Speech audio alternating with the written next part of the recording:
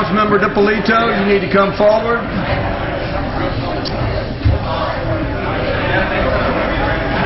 Everyone needs to take a seat.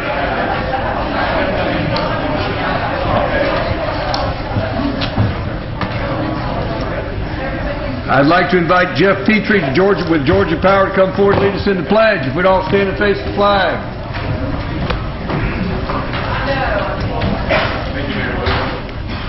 Allegiance to the flag of the United States of America and to the republic for which it stands, one nation, under God, indivisible, with liberty and justice for all. I'd like to invite Morgan Rogers to come forward with an introduction.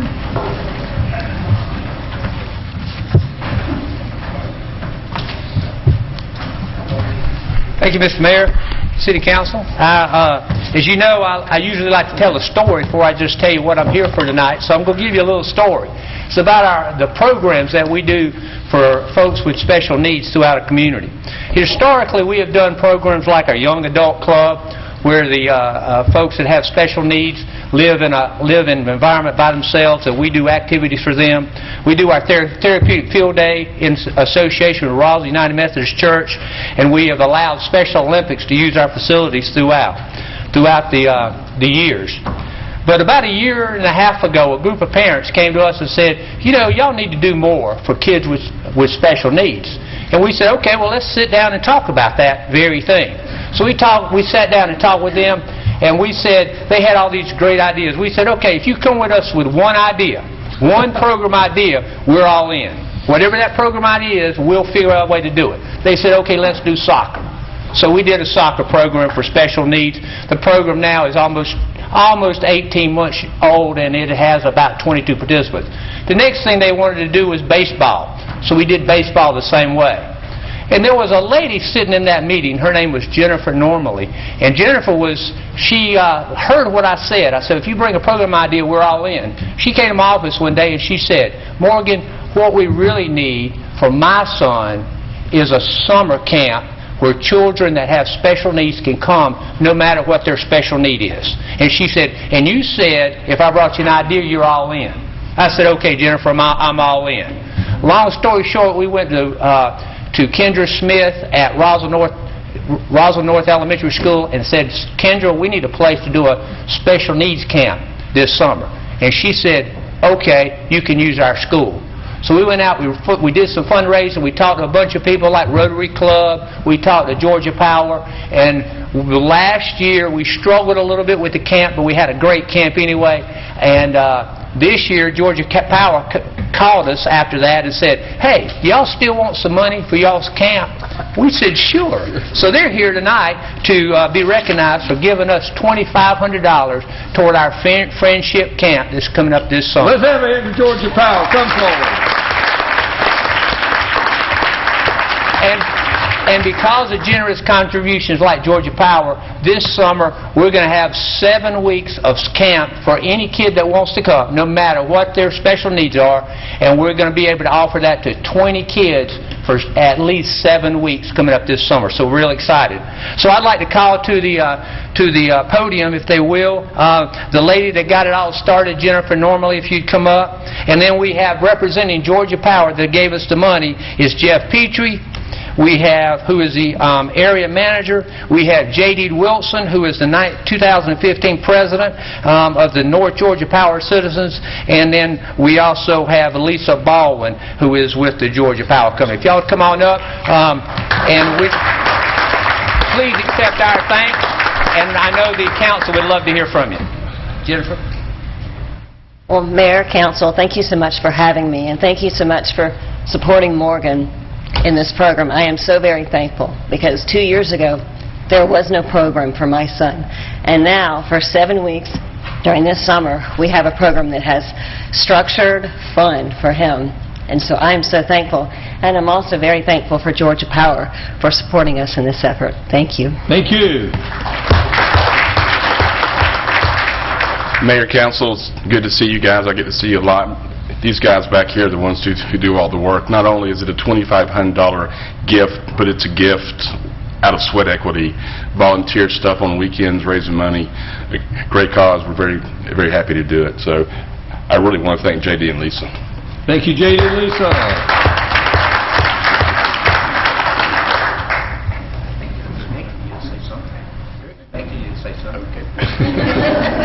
Mayor and Council, thank you guys for the opportunity to be in front of you today. Thank you, Jennifer, for all the hard work, and of course for Morgan. Friendship Camp is definitely something that we support. Happy to be able to give that support in a monetary donation, but most of all, happy to be a citizen where we serve and help out the city of Roswell in any way we can. Thank you. Thank you. I understand Councilman Owens would like to get his photograph taken with you, and if he comes down, the rest of the council is certainly going to join. If you'll come forward.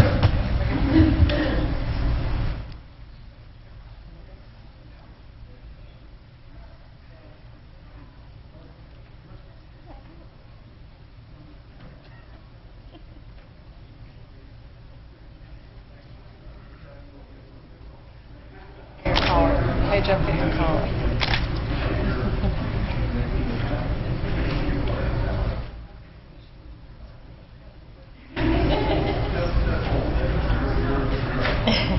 Okay, everyone will look this way. We're going to take a few. Smile, another, and one more. Thank you. Thank you.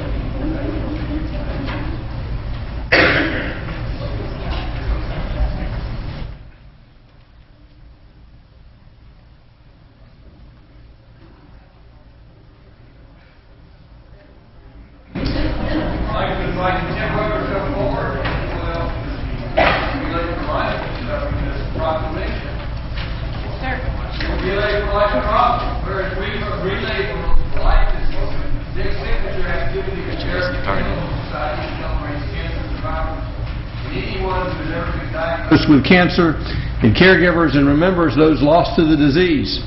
And whereas money raised during the American Cancer Society Relay for Life of Roswell helps the American Cancer Society save lives and create more birthdays by helping individuals stay well, get well, find cures, and fight back against the disease.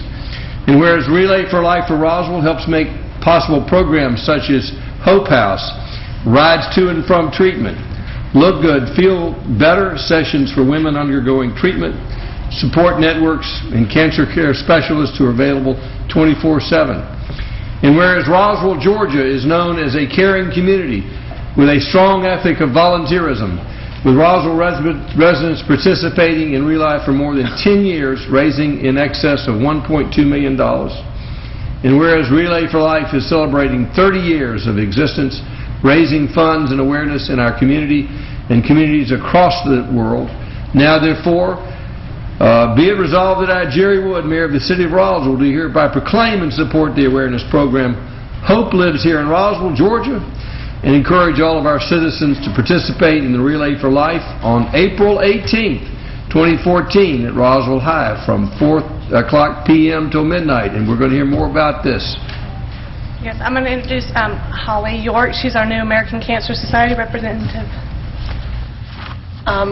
We really appreciate the opportunity to work once again with the City of Roswell and the great community of businesses, including Georgia Power, who is the sponsor for Relay for Life.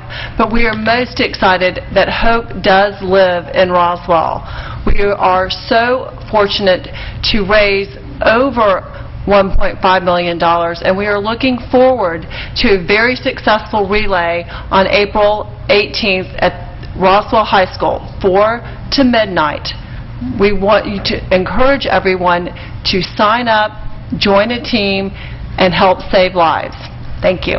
Thank you. One more hand for a Hope for Roswell, Georgia. Relay. And we'd also like to recognize all the past donors and sponsors that are from Roswell to stand up and be recognized for the Roswell Relay, and also to sign up again for this year. Let's have a hand for the sponsors.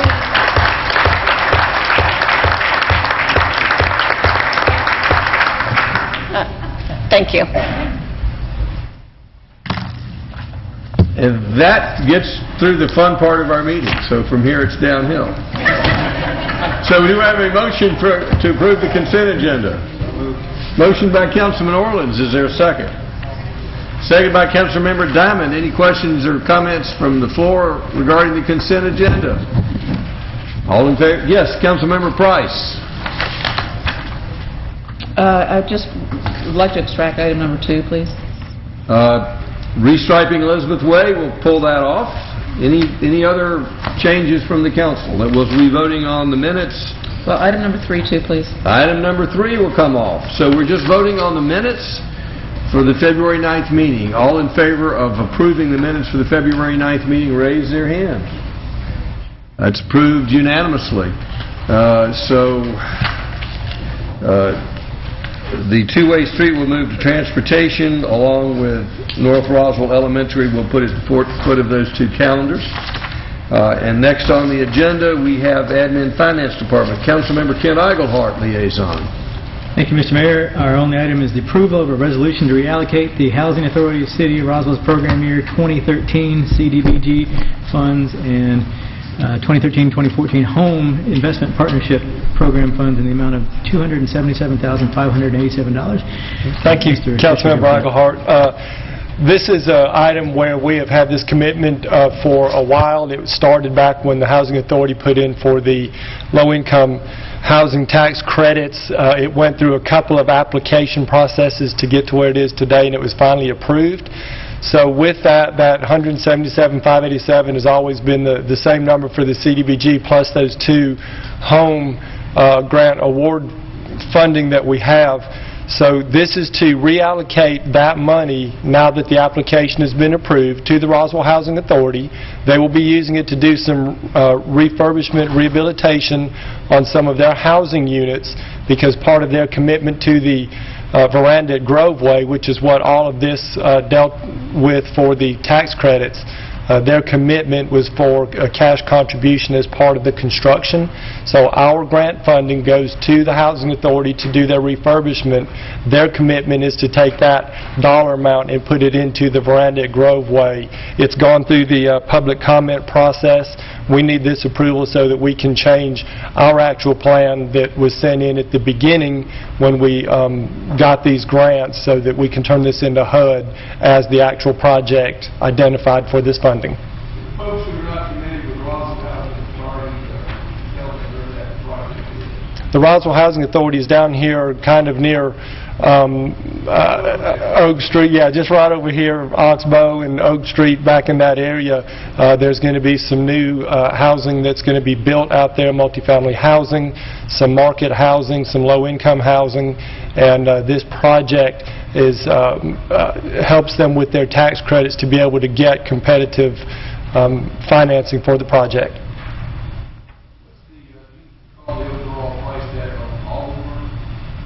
Do you remember what the total was, Charles? I don't know that. It's in the range of $10 million. I think it was 10 to 13 million, somewhere around there for the entire project. It's a substantial project to rebuild the whole project and with senior housing and market rate housing and additional workforce housing. That's correct. Does the council have any questions? Councilmember Price. Do we see an accounting for that, or is that just basically a grant gift? No, actually, the way this will work out, this is just a grant, just like we would do with any other CDBG. Obviously, there's reporting that comes back to us, so we do have the accounting of the actual grant dollars because we have to turn that in for reporting, but it's based this way we can just do one grant award to them from, well, two for home and one for CDBG, and they can use it because they're a qualifying recipient for those dollars. For the folks who don't understand CDBG, this is a federal grant that we allocate. Community Development Block Grant, correct. Roswell property tax, it's federal tax. It's being directed by the City of Roswell for a project in the city. That is correct. Other questions? Do we have a motion? Move to approve. Motion to approve by Councilmember Iglehart. Is there a second? Second by Councilmember DePolito. Does anyone in the audience have any questions or comments? Any further discussion by council? All in favor of the motion, raise their hands. Passes unanimously. Thank you. This time we'll call upon liaison, the Community Development Department, Councilmember Becky Wentz. Good to have her back at City Hall. Thank you, Mr. Mayor. The first one on our agenda tonight is RZ 2014-04868, and I'm not going to read it all with the concurrent variance 9050 Fouts Road because they are asking for a deferral. Mr. Townsend? That is correct, Councilmember Wynn. The 9055 Fouts Road is requesting a deferral. They have been deferred at the Planning Commission review. They will be at their meeting on March 17th, and they're asking for a deferral to the April 13th, 2015 Mayor and Council meeting. Do we have anyone here tonight who has come, in the audience, who's come down to hear this issue? Do we have a motion to defer? Yes, Mr. Mayor, I'd like to motion to defer this item on 9050 Fouts Road until April 13th. April 13th Mayor and Council meeting. A motion to defer till April 13th by Councilmember Wynn. Is there a second? Second by Councilmember Diamond. Any further discussion? Councilmember Price. Is there an opportunity for anyone who's here to speak regarding this issue? Well, I asked if there was anybody here that was on this subject, didn't hear any hands raised, but I will ask it a second time. Is there anyone here to be heard on this matter? Seeing no hands up, I'll assume that if you're here, you don't want to be recognized. So, we have a motion and a second. Any further discussion? All in favor of the motion, raise their hands. Passes unanimously. Thank you, Mr. Mayor. The next one on ComDev is RZ 201404021, 9600 Nesbitt Ferry Road, the Providence Group LLC. This item was deferred at the January 12th and February 9th Mayor and Council meeting. Mr. Townsend. Thank you.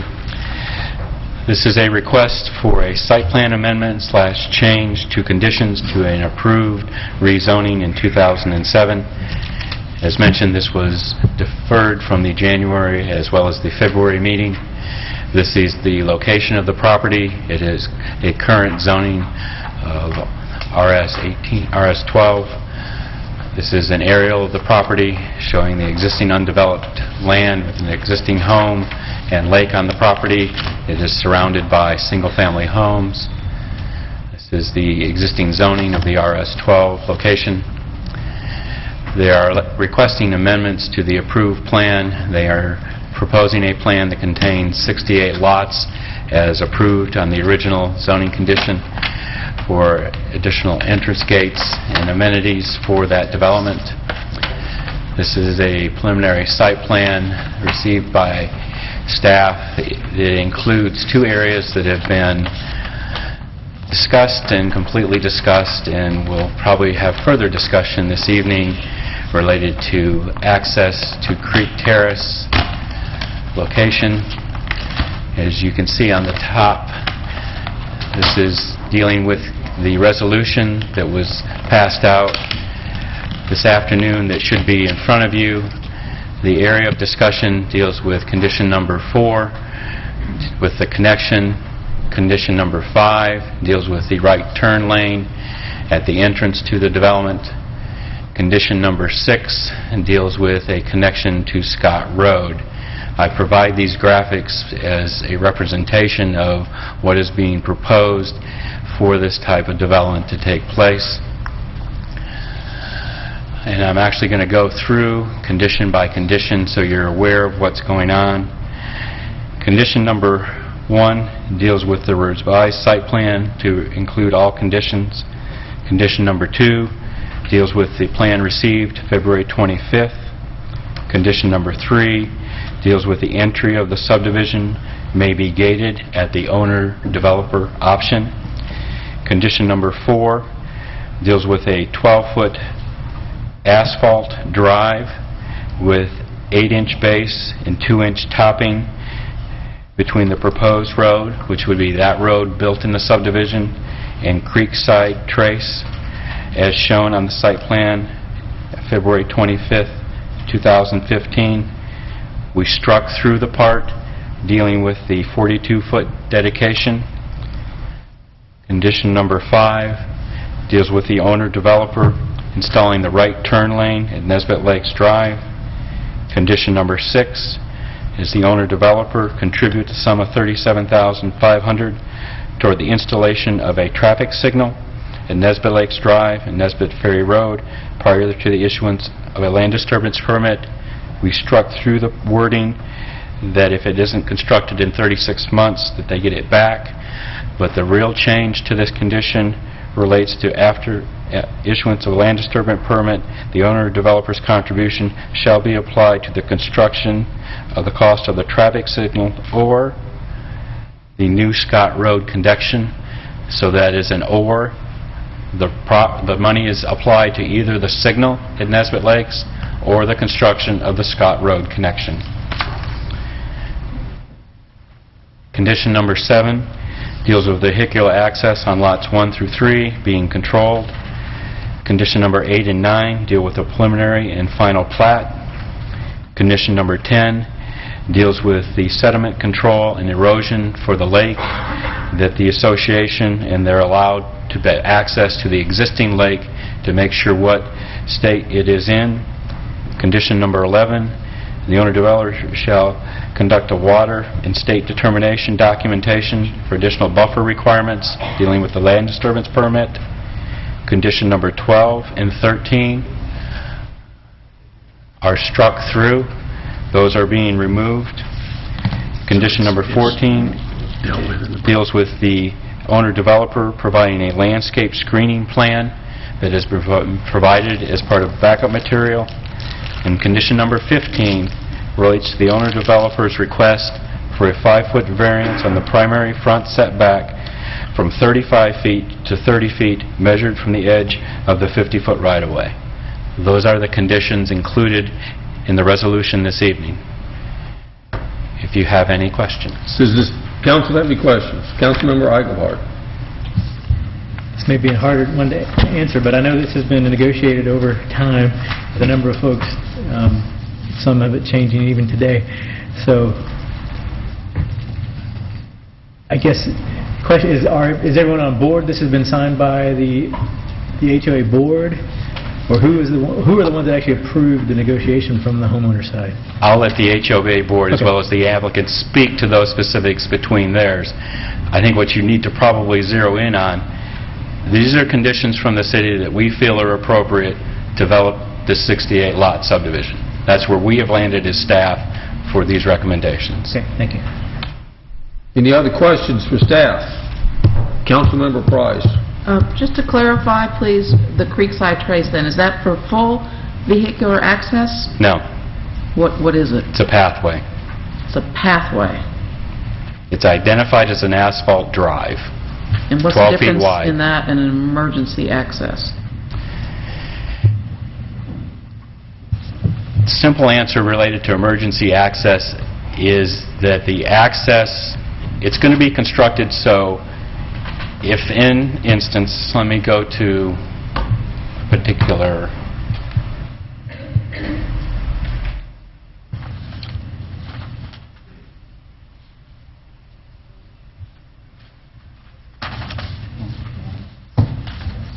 coming up just a second.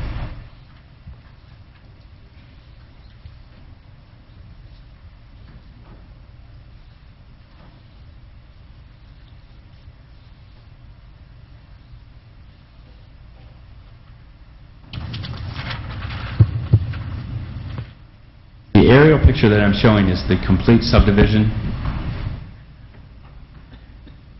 This is the location of Creek Terrace in this location. This is the current entrance of Nesbitt Lakes. This is the proposed Scott Road location. Councilmember Price, your question related to what is this access really going to end up?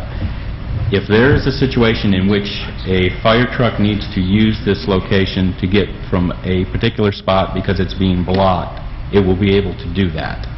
As well as if there are homeowners that need to exit the subdivision and can't get to a current or the future connection of Scott Road, they'll be able to go an opposite route and still be able to exit the subdivision. So it would have bollards on it, or how would you keep, I mean, is it going to Yes, have daily access or not? The way it is currently being discussed is, yes, it would be for the foreseeable future, unless there is an emergency need, it would be bollard and not used for cars. It would be used as a walking path, bicycles, things of that nature.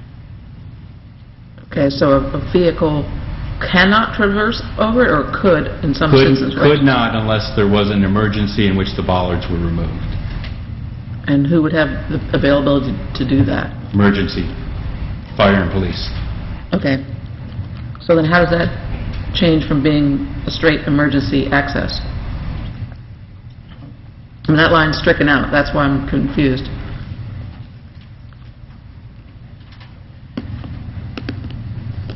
I think I'll let the applicant speak to why their request to distract. Make everybody happy. It's just it's kind of come up suddenly, we're sort of taken aback, I don't, Right. you know. Okay. Councilmember Wynn. Mr. Mayor, I think really what it is so, what I was hearing from the Nesbit Lakes is that they would like to use it for pedestrian and bicycles, and if there was a way that, if there was an emergency, to have some cars removed, and so that kind of negated the definition of emergency entryway. So that's how come we decided to call it an asphalt drive. Correct. To give it more of a multi-purpose use than just for emergency vehicles. Councilmember Orleans.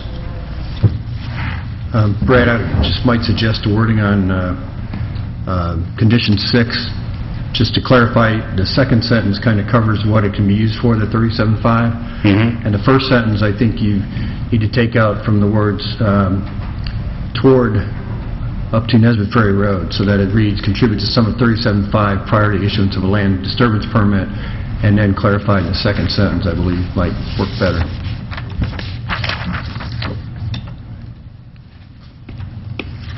Councilmember Price. Can you explain a little further the access between, or the Scott Road connection, please?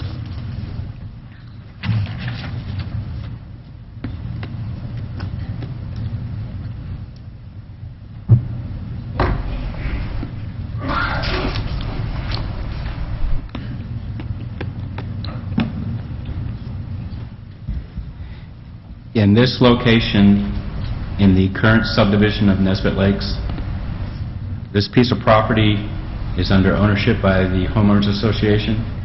That original plat in Fulton County, when this was developed, identified a 50-foot future right-of-way in this location and a 50-foot slope easement on either side of this piece of property for future right-of-way.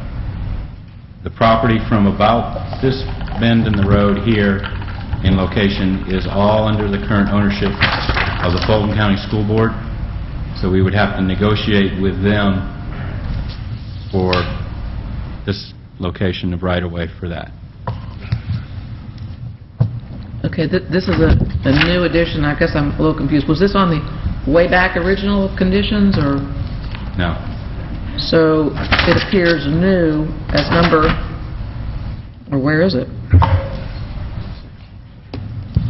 Well, but that doesn't describe it. That just describes the sum of money to be contributed. It was number 13.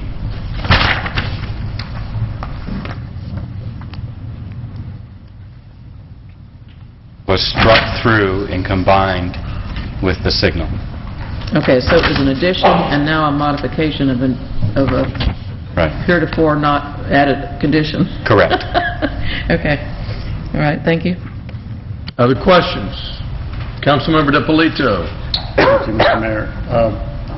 Mr. Townsend, on item number 4, it references the site plan dated February 25th. There is, on my site plan dated February 25th, there has a pedestrian path that doesn't have the emergency path. That's why it's referenced as a condition.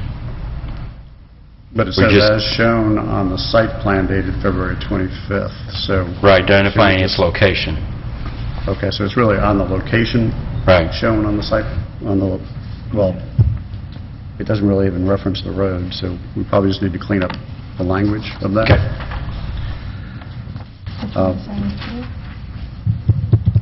Number 4, yeah, it references the proposed road as shown on the site plan, and the road is not shown on the site plan. The proposed road is shown. That's the road they're showing. Well, it's labeled as a pedestrian path, unless I have the wrong site plan. I understand the intent, I just want to make sure we have it right, so there's no confusion.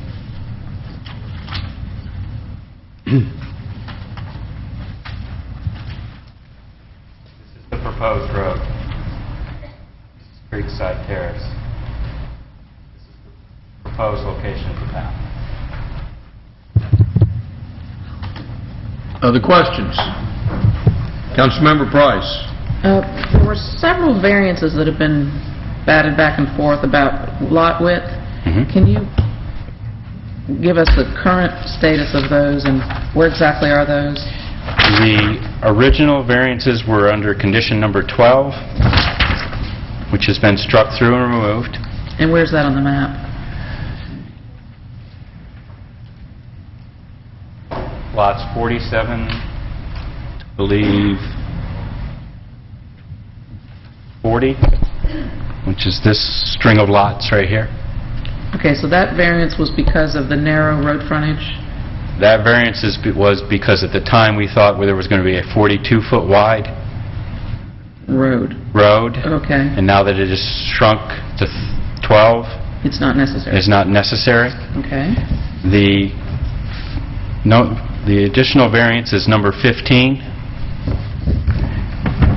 The applicant is requesting what is inaccurate on their drawings is this road right-of-way is identified from back of curb,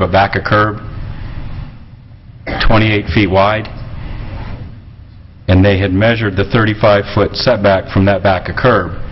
That's not how the Unified Development Code or the city identifies measuring front setback. So we identified in condition number 2, the last sentence, that the internal roads would be constructed to new 50-foot right-of-way requirements.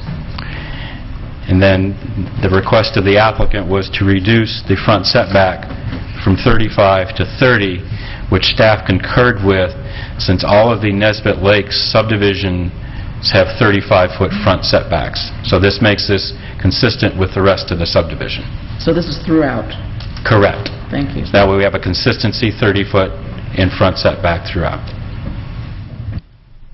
Member Eichelhardt. I want to go back one more time to Mr. DiPolito's point, because in the written part it says a 12-foot wide asphalt drive, and on the site plan it says a 5-foot pedestrian path. So shouldn't those be the same? I think that was your point, right? It's going to be changed. I think there'll probably be amendment to the conditions related to that. We just never, I didn't hear that clarified. Okay, thank you. Council, any other questions? This gentleman here from the outside.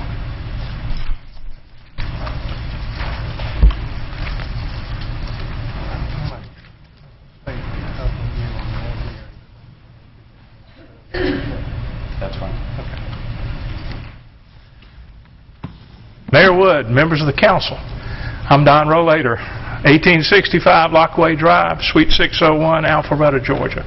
I'm happy to be here tonight on behalf of the Providence Group, and I'm really happy to be here tonight on behalf of the Providence Group, the Nesbitt Lakes Homeowners Association, the staff, and the Transportation Department of this city. My statements to you will be very simple tonight, pending other response from other people. This resolution that Brad has presented to you that was printed this afternoon is a result of an awful lot of meetings and an awful lot of conversations. The best news about it is that it represents a plan that is approved by the Nesbitt Lakes Homeowners Association, is approved by the developer, Providence Group, and is acceptable to the staff, and to the Transportation Department. So, in short words, with your blessings, we will bring this 9-month process to a culmination tonight. I have one last statement to make, and it's an item for the benefit of Mr. Townsend. We have agreed with the Homeowners Association that we will become a part of Nesbit Lakes, and we will be a part of their association, and we will pay homeowners dues like everybody else. Because of that, there are certain areas on our plan that right now show as amenities. Those won't be amenities anymore. We're all going to share the same amenities. The other short statement in here is, I can tell you that our option will be to not gate the road because we're now part of Nesbit Lakes. So if you have any questions, please advise me. But what I would tell you is, if you approve this resolution as it is drafted, the HOA, the developer, the staff and the Transportation Department, I believe I can say, are happy, and we will go forward from here and proceed and develop the subdivision. Does the council have any questions for the applicant? Councilmember DiPolito. Thank you. Mr. Rollator, if the amenity area is not built, what will be in that location? Green grass? Huh? Yep. Green grass. Green open space. It's right in the middle of the neighborhood. Probably have an area with some park benches, maybe a gazebo, but it'd be all open space. So Okay. it won't change the layout. Okay. And there's some parking there now, which, I don't know, is that guest parking, or was that really just there for the amenities? That would be out too. The whole thing would be open space. Okay, so the whole thing would be green? Yeah, wouldn't it, no parking lot or no pool, no amenities. Okay, thank you.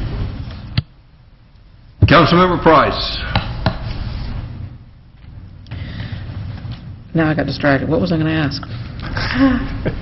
Oh, yes. The pending lawsuit regarding the other entrance, is that moot, or will that be dropped, or is that still... That will be resolved by this approval tonight. Okay. In due time. It takes a little time with the court process, but it is over if this is approved. Great, thank you. Any other questions from council? This light, thank you, Mr. Rollator. You'll have an opportunity for rebuttal if necessary. Thank you, Do Mayor. we have a representative of the Nesbit Lake Homeowners Association here? If you'd come forward, please, and let us know what y'all have agreed to. Assuming it's the same thing Mr. Rollator said. You know, it actually is, Mayor. John Jameson, President, Nesbit Lakes Homeowners Association, 515 Water Shadow Lane, Alpharetta Post Office, Roswell City. What Mr. Rollator described is exactly what we've agreed to. We have a signed document in place by all involved parties, and we too urge you to vote for the resolution as it is. Any questions? Does the council have any questions for Nesbit Lake HOA? Thank you, sir. Thank you. This time we'll open up for general comments from the public. If you'd like to be heard, come forward and give us your name and address, please. You've got 5 minutes each. Michael Cook. I'm resident in Studford. I would like the 5 minutes waived. I was ready in the meeting in January that was adjourned. I was ready in February. That meeting was adjourned. And in the January meeting, before you adjourned, you actually gave leeway to Nesbit to waive the 5 minutes. I will be the only one speaking. Therefore, I would appreciate that... Let's see where you are at the end of 5 minutes, then I'll reserve my position. Well, I think that's grossly unfair, sir, to be quite honest with you. That's council rule, but Okay, if I fine. believe that there's more to hear, then I will act at that time. Okay. To start with, following on from what has been said, I'm shocked that it's been asked for you to okay the development without even hearing from anybody from Studford and Woodfall. We're the only part of this development that butts up to the new development. Nesbit Lakes actually has a buffer because it's covered, it has creeks. So none of their property actually butts up to any property like we have in Studford and Woodfall. Also, we have been ignored right from the beginning. We have never been asked to attend any meetings with Providence. The only meeting I had was 4 days ago, was with a representative from Providence. 4 days ago. I mentioned certain things at the zonal meeting, and I was told, let me have your phone number, we'll walk the site. There are grave concerns we have as regards the size of these properties, within 100 feet and less of our properties. They are twice the size. The maximum size on our property is 2,800. Their property is 4,500. I found out 4 days ago that they don't even have a basement. It's on a slab. It's on a pad. So you've got 4,500 on one side, maximum of 2,800 on the other. Actually, some of them are only 1,800. And all I'm hearing is, when it's mentioned, the houses are similar. If you look at the definition of Webster, which I have, one definition says, similar in shape, but not in size or position. Okay, it's got 4 walls, roofs, that's shape. When it comes to similar in size or position, it's like comparing a grapefruit to a watermelon. There is no straight comparison. We also have a problem with blasting. We have found out that there could possibly be blasting 100 feet from our property. Would you want to buy a house knowing that there'd been dynamiting 100 feet from a property that you wanted to purchase? That brings into account the devaluation of our property. I was told that by building an $800,000 home would actually increase my property value. I might talk funny, but I don't think I'm stupid. How can an $800,000 house built 100 feet from my property and other people's property increase our property value or not be detrimental?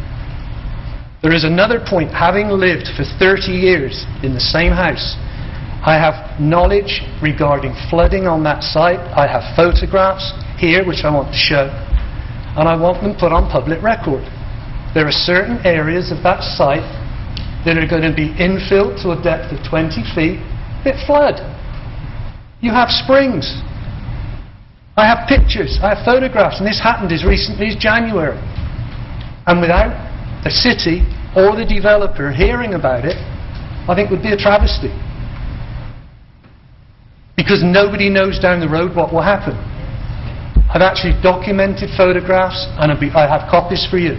And I'd like actually to hand them over and show them to you. You can hand those, Mr. Townsend, if you wish.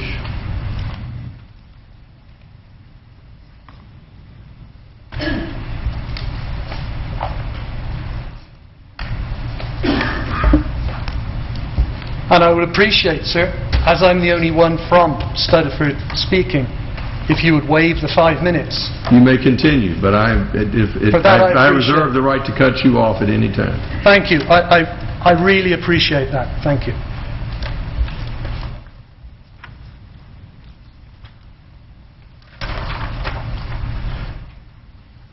The area we're talking about is this top right-hand corner here.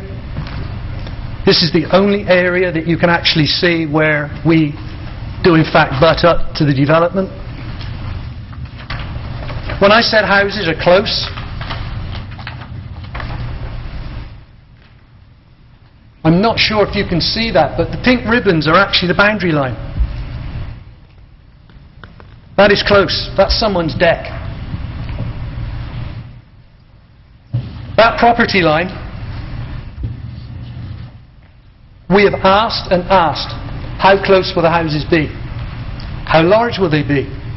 I still haven't had an answer as to how big these houses are as regards the footing, the depth, the width. We don't know how long. Here's where we are in this process. Yes, sir. As I understand it, this property is currently zoned for the use that's been applied for. They're meeting all of the existing city setbacks. So the city does not have the discretion to increase those setbacks from what the current law applies. Nor does the city have the discretion to change the size of the building.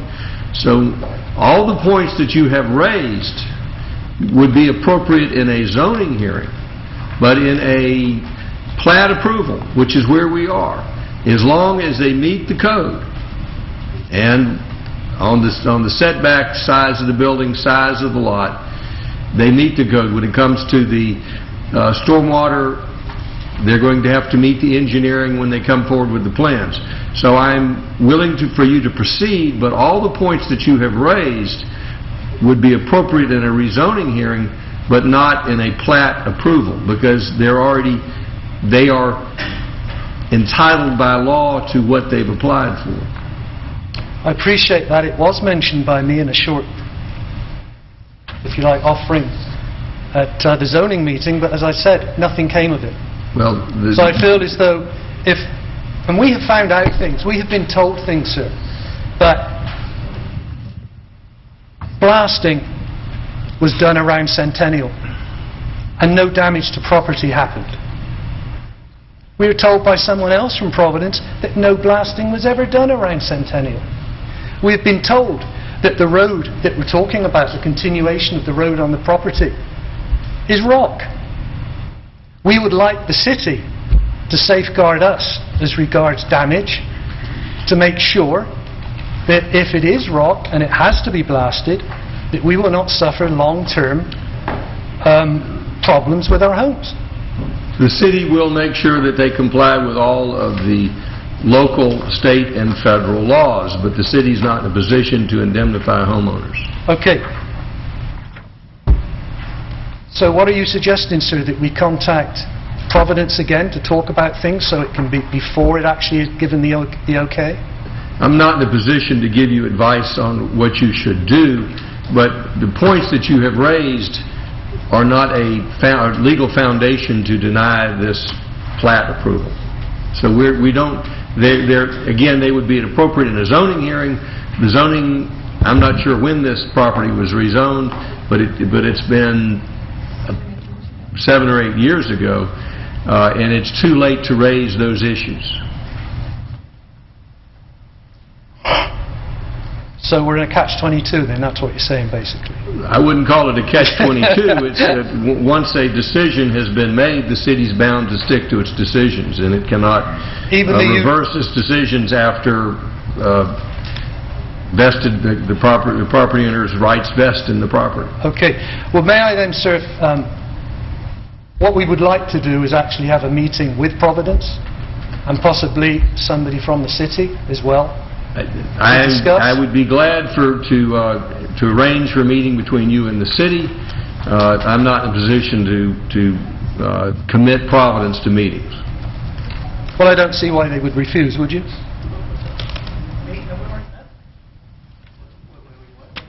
I've said we would like to have a meeting with somebody from the city and yourselves present. If y'all will exchange contact information, I would appreciate the opportunity for all sides to be heard to avoid future litigation. Okay. One thing, sir, that I feel I have to mention, I did mention the flooding. This has nothing to do with zoning. My conscience, knowing what I know about that site and living there for 30 years, I honestly couldn't let this opportunity go without putting everybody in the pictures to the problem that could be there. The area I'm talking about here is, again, this top right-hand corner. This is the lowest part. It's like a saucer. Water comes in, where you can see from the arrows, it comes off-site as well as on-site. The arrows to the right is water that comes in from Nesbitt Ferry Road and the property there. The arrows on the top, that's Woodfall.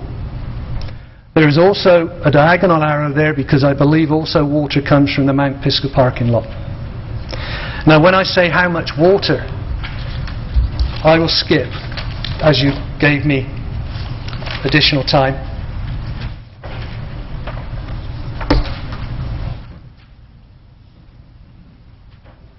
I'm not sure if you can see that, but I believe you do have copies.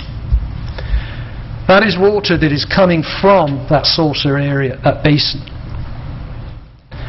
This was taken in January. We had rain for 5 hours during the night. This is what happens. That is not shallow water. That water is between 5 and 6 feet deep. Over the 30 years, I have seen that overflow to a depth of 12 inches for a further 20, 30 feet across. A lot of that water, as I said, comes from off-site. The problem I have is that knowing the property, I received this today. This is an infill map provided by Providence We're talking about the yellow area here, basically. That is infill. Some of that ground will be raised 20 feet. Where's the off-site water going to go? I don't see anything that side of that fill to stop the water going under those properties, under the road, and under the properties on the other side of the road. There is a stormwater catchment area here, but that's after the water's found its way there. When it comes to stormwater the management and the engineering, we don't review the plans for that at this stage. It then has to go to engineering to review for stormwater. If it does not meet engineering standards, they'll have to change the plan. So those will be reviewed, but I do appreciate your pointing out potential issues with flooding on this property. But that will go to the engineers. They're much better at making stormwater decisions than politicians. What is the timeline on that, sir? Is that done before Mr. it's Townsend, approved? when will it go to the engineers? When they apply for the land disturbance permit? Land disturbance permit is when that's reviewed. They'll have to come forward with their Preliminary plat. the plat, the engineering, the stormwater retention ponds. The engineers will take a look at it, and they're the qualified folks to do it, not this council. And any idea when that's likely to be?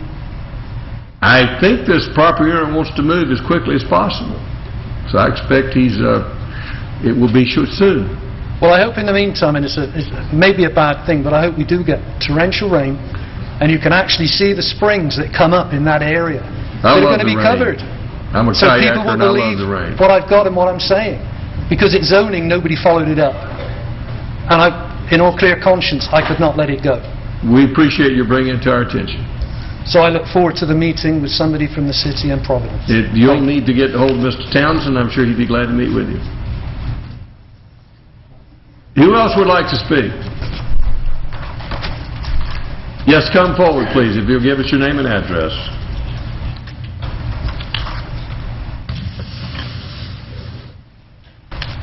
Sorry. My name is Betty Douglas, and I live at 2700 Shandon Place. And I want to say that I'm not here to delay anything, and I'm not here to stop the builder in any way. But I do have a request of the council.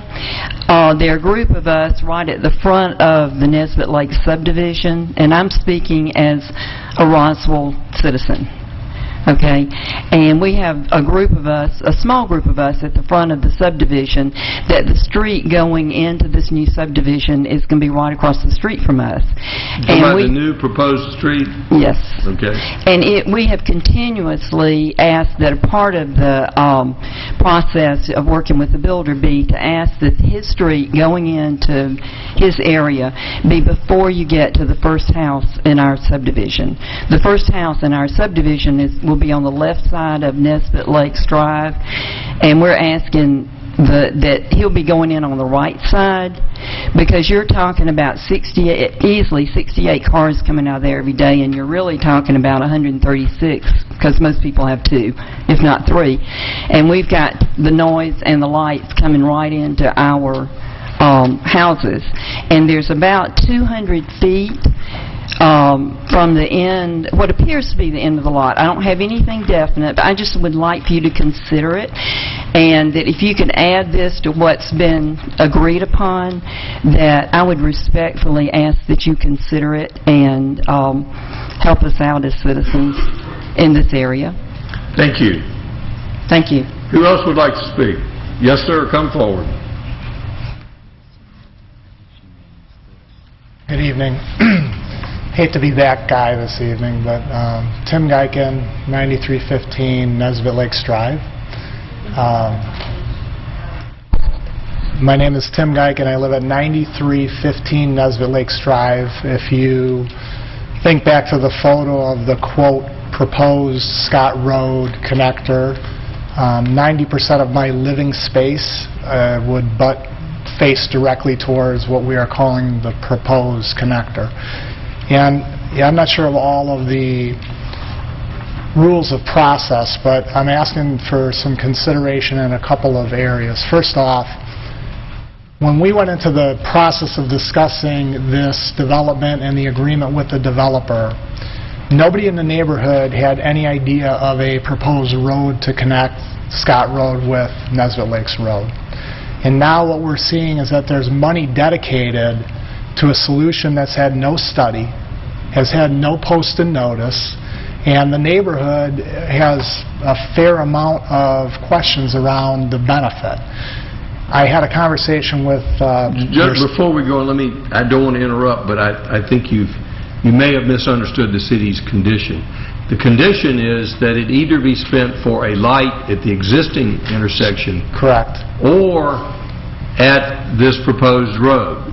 The proposed road has not been approved by this council. It is under consideration. Correct. But there would be more hearings and there would be a council, there'll be another opportunity to be heard on that if that goes forward. At this time, we don't have an agreement with Fulton County. We don't have funding, but it is under consideration. Decision hasn't been made. So when you said money committed, it's committed either or. So if it can be spent on either of those projects or on both. So as far as hearings on this, there will be an opportunity for more. There will be not just the opportunity, there will be hearings on whether this road goes in or not. So if I could understood, and that takes me to the point that I would like to make. In the conversation that I had with staff, they were very clear that the road was the priority. In fact, quote, they would not allow a house to be built until the road got put in. Transportation has its priorities. The council makes the final decision. So with that in mind, what I am asking is, with the money being dedicated to a solution that has not had study, has not had any activity around it, with a timeline committed that it's either used or lost towards the stoplight in the road, are you imposing barriers within the conditional zoning now that is going to drive activity toward the road? And if there's bias for the road already with money committed and a deadline to get it done, what does that do to the process going forward? If we could pull up the condition that he's, Brad.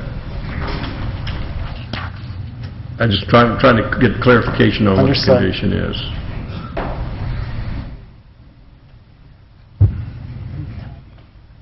Technical difficulties. All right. It's $37,500 toward the cost of installation of a traffic light.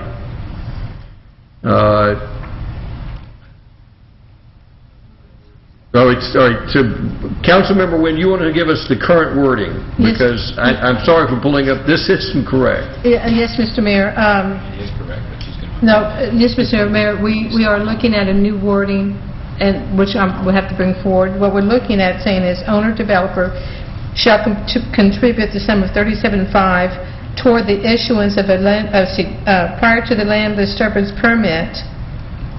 After the issuance of the LDP, the owner-developer contribution shall be applied to the construction cost of the traffic signal or the Scott Road.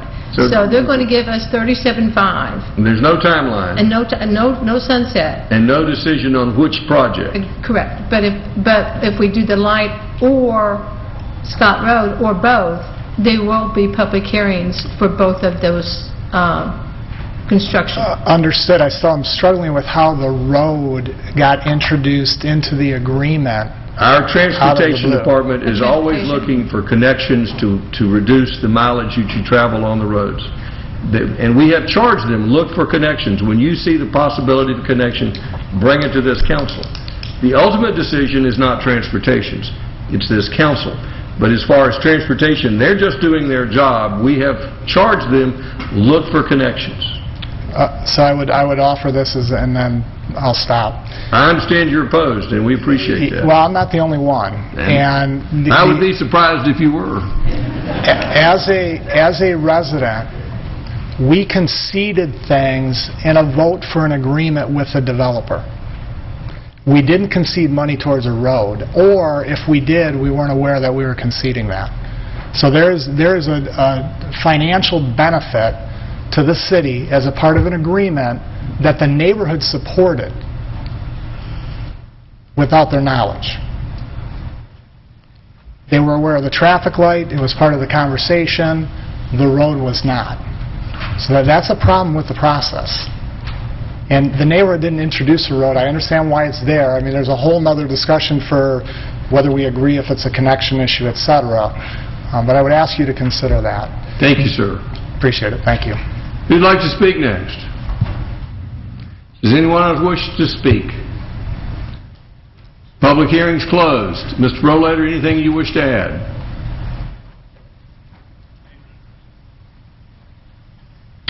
Mayor and Council, my name is Mike Smith. I'm with the Providence Group of Georgia, 11340 Lakefield Drive, Johns Creek, Georgia.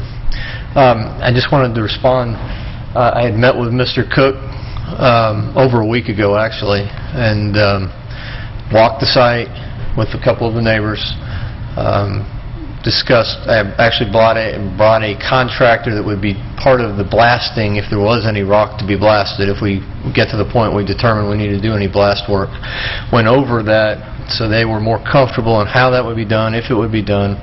I have actually provided those folks with more engineering on a site at this point in time than I've probably have other folks in the past, not having a fully engineered site, to give them some kind of feeling for how far the backs of our homes would be off the property line with respect to relationship to their homes.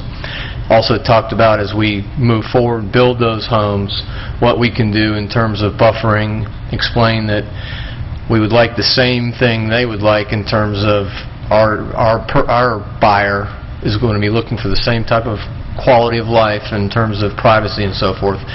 Unfortunately, a lot of their homes are built 25 feet or so off the property line. We're going to be 70, 80 feet off the property line. So we're doing everything we can do to work with them, and at this point in time I've provided them all information that I have available to me until we get to a point where we're going for a land disturbance permit, which I have explained that we'll be more than happy to get back with them and discuss further. Thank you for volunteering to meet with the representatives of Stutterford. Thank you. Mr. Mayor and Council, Warren Jolly, the Providence Group, 11340 Lakefield Drive, Johns Creek, Georgia.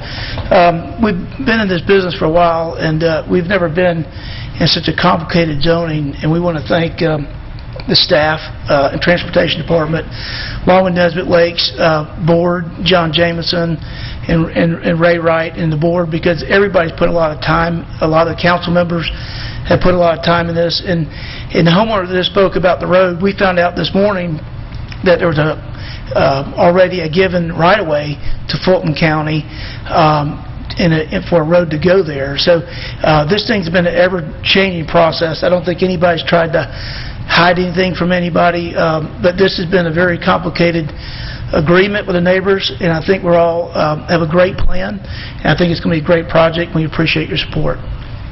Mr. Jolly, thank you for your patience, and thank you for negotiating a settlement. It's much better to reach a settlement between the parties than to have this council struggle with a very difficult situation. I'm certain that y'all have come up with a better solution than we could have, acting alone. Does the council have any questions, last questions for the applicant? Councilmember Price. Actually, have staff, please. Is that okay? Sure. Thank you. Just regarding the rear setback on lots, I guess we'll say 52 through 62, the rear setback is simply that they're within the same zoning categories, are they not? Or is it a PRD to PRD, or what exactly are the setbacks that we're talking about there?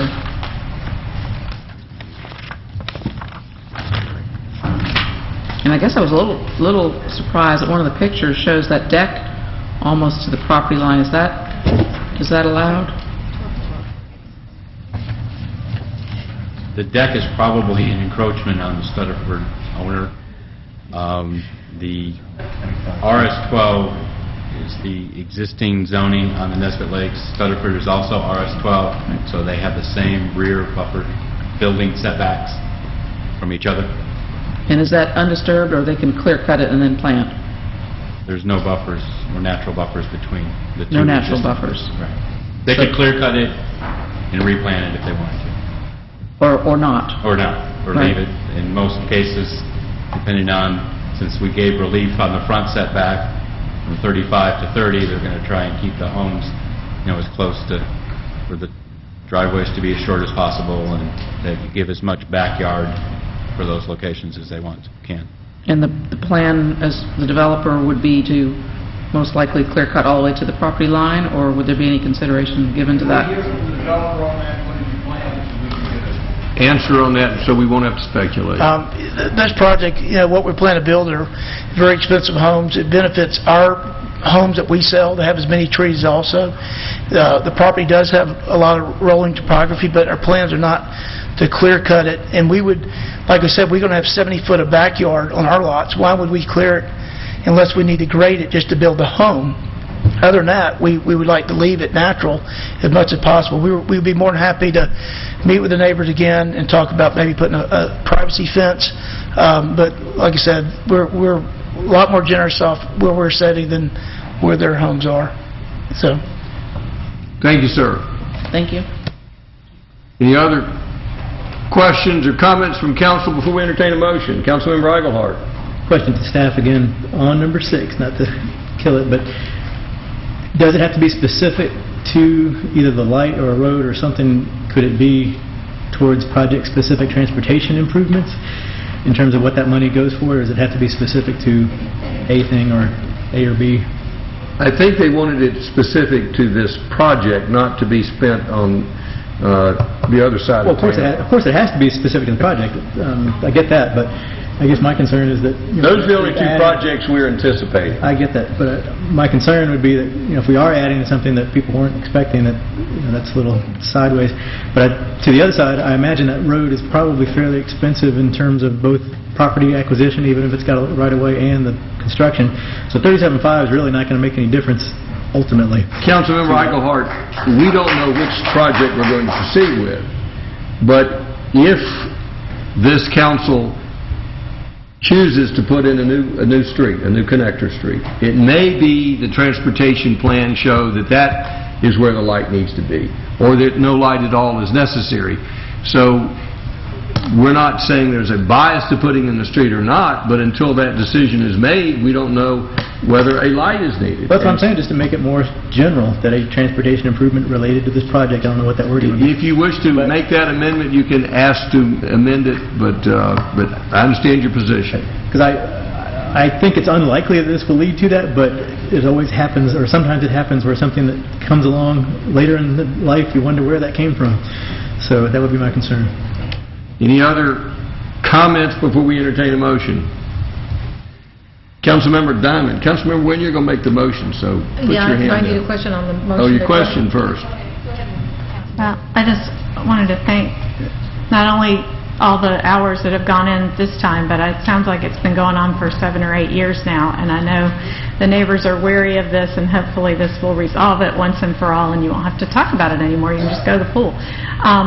I did want to say to Mr. Cook, Roswell has an asset that isn't often spoken about in our stormwater department. Actually, she's in community development right now. The developers will talk about her through smiling, clenched teeth, but she is extremely tough, and it is not unusual for neighbors who have had drainage problems and flooding in the past to benefit from a new development under the more restrictive codes, and who I affectionately call our barracuda in that department. So I offer you a hope that that could actually improve with this development. And I didn't get a chance to ask Mr. Jolly, but I'm hopeful that they would make an effort not to have the street come out and shine the light right into the neighbors going in, to Ms. Douglas's point. But I do want to say, as transportation liaison, how this Scott Road thing developed, because this was directly from discussions, hearing the homeowners' concerns about being in a 2-mile cul-de-sac and the safety of it. And in looking at that, that was the primary concern at that point in time that we heard the most. So this option was not something we went looking for. This was something the neighbors have said, we either need a light, we need some relief, we don't want to be unsafe. And when we discovered that the original development of this home site contemplated this, and actually has been on the map since the very beginning, that it seemed like an obvious way. Plus, it's about halfway through, so it really does offer more relief than the internal connection that only relieves about the last third of the cul-de-sac. So this is not a city initiative to go ram a road through your neighborhood. This is something that would have to be driven, I think, largely by the neighborhood's interest in it. And from what I can see, it might actually reduce the need for a light, and because the way it's situated, I don't even think you're going to have cut-through traffic over it. But we can talk about, that's a discussion for another day, and we'll have plenty of discussion on it if and when that time comes. But I don't want anybody to think we're just looking to make a road in your neighborhood. We're hopefully responding to your request. So thank you again for all you've done, and it just makes life a whole lot different in here. Thank you. Councilmember Wynn. Mr. Townsend, since this is going to be Phase 2 of Nesbitt Lakes, and Mr. Jolly has already said that the amenity package will now be an open space, do we have to make that a condition of? Because when I make this condition, it's going to be to the revised site plan. And the site plan does show that amenities package on there, so do we need to add another condition? I would probably amend condition number 2, which talks about the substantial accordance with the site plan dated received September 25th, February 25th, 2000, Community Development Department, identifying the current recreational amenities as open space. Okay, I just want to make sure before I make the motion. So I'm ready to make a motion, Mr. Mayor, if you're ready for me to do it. I am ready. Okay, my motion is to approve with the following revisions to the conditions, and they're mostly grammatical, making them a little bit more specific. So as to number 2, after City of Roswell Community developed that the amenities package shown on the site plan will now be replaced by open space. Number 4 will say after Asphalt Drive, it will say Asphalt Drive currently, wait, I'm sorry, take that back, sorry. It would be the one that, let's see, between the proposed road and Creekside Trace as currently shown as a pedestrian path on the site plan will now be the 8-inch, will now be the 12-foot drive. On number 6, owner-developer shall, prior to the LDP, contribute the sum of $37,500 toward the cost of installation of a traffic light at Nesbitt Lakes Drive and Nesbitt Lakes Ferry Road, or to be applied to the construction of the new Scott Road connection. And we are already striking out number 12 and number 13. So what I'm doing, Mr. Jolly and Mr. Rollator, is just kind of clarifying the language, if y'all are okay with that. So that's my motion. Mr. Rollator, do you understand the motion? Yes, we do. Did that help clarify things? We understand Ms. Wynn's clarifications. Any objection to those changes? No, sir. No Thank you, objection. sir. Is there a second? Second. Second by Councilmember Orlins, motion by Councilmember Wynn. Any further discussion? Councilmember DePolito. Thank you. I want to reiterate several of the comments up here by my colleagues that this has been a lot of work, and we really appreciate everybody putting in that effort. I'm sure the folks on the HOA board didn't realize that this was going to be a full-time job when they signed on. But thank you in particular for those on the board who spent so many hours getting all this done. And thank you to the developer. It's always great when we have a developer that's willing to work with the community and the community that's willing to work with the developer, because at the end of the day, we come up with a much better project. So thank you all, everybody in this room, for participating. It's been a huge help, and I think you're going to be pleased with the product. And I did want to address the road out to Scott Road. That did come up as part of the process. And there's no hidden agenda here. Nobody's looking to force a road on anybody in the neighborhood, but it was an idea that was presented. Personally, I think it has a lot of merit and should be explored. But certainly it'll depend on what the neighborhood wants. And if that's something you all don't want, it's not something we're going to force on you. And it really is going to take a lot of work. It's going to require approval of the Fulton County School Board. We're going to have to find funding for it, so there's a lot of steps that have to go into that. But it needs to be something that's helpful to the community, something that you all want. So there will be plenty of discussion about that. So just be aware that those discussions will be there and that your voices will be heard. Thank you. Councilmember Wynn. Mr. Mayor, thank you. Again, I want to thank everyone for getting together and getting this done. I was absent for 4 months. I had a long illness, and I want to thank Council Members Diamond and Depolito for stepping in my liaison place, especially on this Nesbitt Lakes, and taking this and helping me with it. If it wasn't for them, we probably wouldn't be this far. So I do want to say thank you very much to Council Members Depolito and Diamond for stepping in and helping me out when I couldn't do it. So thank you very much for that. Any further discussion? Councilmember Price. So is there going to be a signal at Nesbitt Lakes Drive and Nesbitt Ferry Road? That is for a later discussion. There is no decision been made by this council to construct such a road. Okay, so then if the owner-developer contributes $37.5 and neither of those things occurs, then what happens? He gets his money back. Well, it doesn't say that. Oh, it doesn't say that? Well, it doesn't say that, but that would be my position. Well, it seems like there should be And no more questions from the audience. should be a sunset or something on this, because if If neither of those you would like to make an amendment, you may. I don't know, maybe say that if neither of those occurs and within 3 years, that they get a refund. Is that a motion? Yes. There's a motion that the money be refunded if neither condition occurs within 3 years. Is there a second? Motion fails for lack of a second. Any further discussion? All in favor of the motion, raise their hands. That is Orland's. Oh, that's unanimous. That's passed. We're going to take a 5-minute break. Thank you for coming.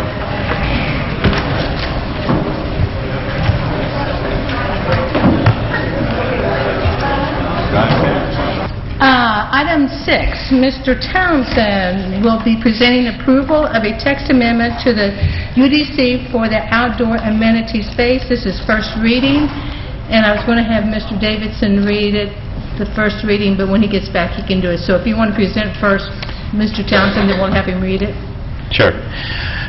This is a discussion that has been started by Roswell, Inc. in conjunction with the outdoor amenity space 20% requirement. Currently in the UDC, the objective is to provide some clarification, as well as some relief dealing with commercial development and redevelopment. As you recall, during some of the work sessions, there were 2 or 3 examples of where development was inhibited or stopped and needed relief from this. The actual Legacy Daycare Center went to BZA and got an approval for relief for that location. Staff is recommending approval of the outdoor amenity space in the draft ordinance before you. It was reviewed by the Planning Commission. They recommended approval. And actually, I'm going to show you, this is an email I received from Councilmember Depolito dealing with wording in section 2.2.7B3. Staff finds this wording to be appropriate. It had some clarification where we're dealing with in letter A of that section in removing the word unenclosed. This provides some clarification dealing with how they could outdoor amenity space as part of a common facility and is not enclosed. So staff would recommend approval of this proposed text amendment for the outdoor amenity space. May I have Mr. Davidson please read it, the first reading, please? Thank you. This is an ordinance to amend Article 2, Rules of Interpretation, Article 3, Residential Districts, Article 4, Corridor and Node Districts, Article 5, Downtown Historic Districts, Article 6, employment districts of the Unified Development Code, UDC, to provide changes to the definitions of landscape open space and outdoor amenity space, and change the percentage requirements in each of the categories for the building type standard requirements. Now therefore, the Mayor and Council of the City of Roswell, pursuant to their authority, do hereby adopt the following amendment. Article 2, Rules of Interpretation, Section 2.2, Rules applicable to all districts, Section 2.2.6, Common Landscape Open Space, and Section 2.2.7, Outdoor Amenity Space, are amended as follows, text of which is incorporated herein by reference, and if approved, this will be the first reading.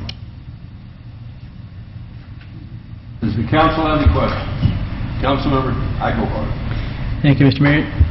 This may be the crux of the whole issue here, but what do we intend, this may be for everybody actually, for open amenity space, because is it for the people who are within a specific development, or is it for anyone?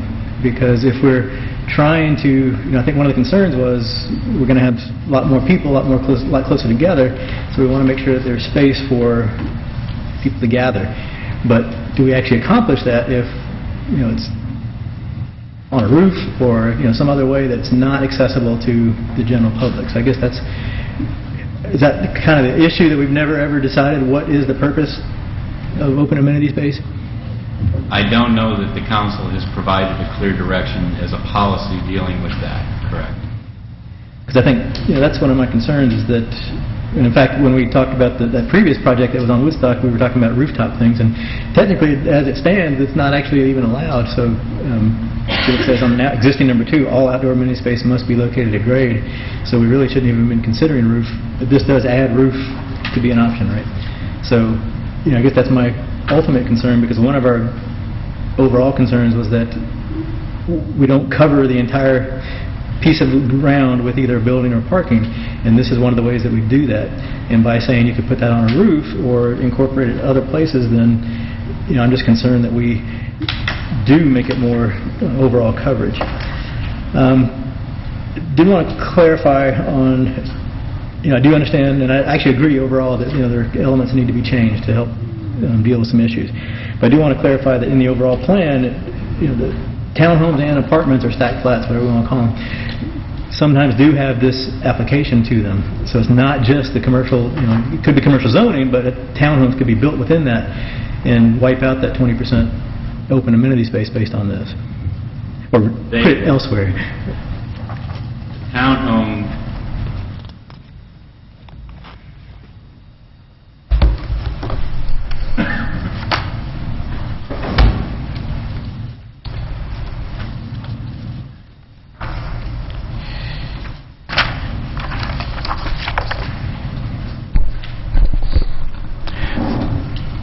in the townhome designation in the RTH, RM2 and RM3, we did add that. It did not have that before. So that's now being a new requirement in those designations. And that's the same 20% in all of the other commercial designations. We're adding it, but it's also able to be put in places where it couldn't be put before, right? I mean, into a buffer or on a roof or places that, so are we actually gaining anything in doing that? I believe we are, because we're clarifying that the common outdoor amenity space as well as the landscaping space for that type of development would be counted the way, if it's green, it counts. I mean, that's where I've drafted or tried to get at least this language to be. Okay. Do you think that there's, because going back to your examples, and I've consistently had issues with some of the examples. I don't think either one that it should apply to a couple of those examples, like Rue on Canton or some other examples, but we've been able to work them out, like that daycare, that it made sense to get that through. I think the biggest problem we're likely to have is when it's smaller pieces of property, because if you have less room to work with. So do you think there's any advantage to, my overall concern is that we're just doing this across the board. Is there any advantage to having a acreage limitation, and can we do that? It's where it's an acre or 2 acres or whatever that number might be, that it applies up to 2 acres to allow these changes, but over that it does not, so it's specific to acreage. I think it would be hard to quantify development by a development I mean, that's why a percentage was picked. That way, the overall of the development, then you got a percentage of that that's either 10% in landscape open space or 10% in outdoor amenity space. You're still getting 20%, it's just what in the category are they being able to apply that to? I don't know if we're able to... I don't know if you can put a cap on it to say, okay, this will apply to pieces of property over 2 acres of size and not for pieces of property under 2 acres of size. I mean, that's just... I can't imagine how to then... I guess I'll talk to the legal in indicating this, okay, I've got 1.5 acres, this applies here, but I've got 2.2 acres, and now I have a totally different standard, and that applies. Well, we did that on the used car, that we set a acreage limit. That was the use. I mean, this is now, am I redeveloping, and how am I going to try and redevelop something? Okay. I guess overall, and this may be more comments, so I can hold it if necessary, but there are some specific things we can do that I agree with that make sense, but when we do this across the board, I'm afraid that we open up a lot of areas that we're not really sure about what can happen. And when we take landscaped areas and lakes and water features and neighborhood compatibility buffers that were not previously allowed and make that into something that's allowed, that's a major change that we need to, I think, hold off and get a better idea of how that could impact. So I don't support doing this. The bigger picture, I do support some of the smaller aspects. Councilman Lawrence? Brad, how is this approaching the problems we had in the historic district, like what Rue was trying to do? How is that going to fit into this? That particular instance is not being... This particular ordinance does not allow Rue to do what they were proposing to do. They still have the limitation that they don't have any space because they're 100% built on their piece of property, or what they wanted to do, proposed on their piece of property. So that's not this ordinance doesn't help them do that.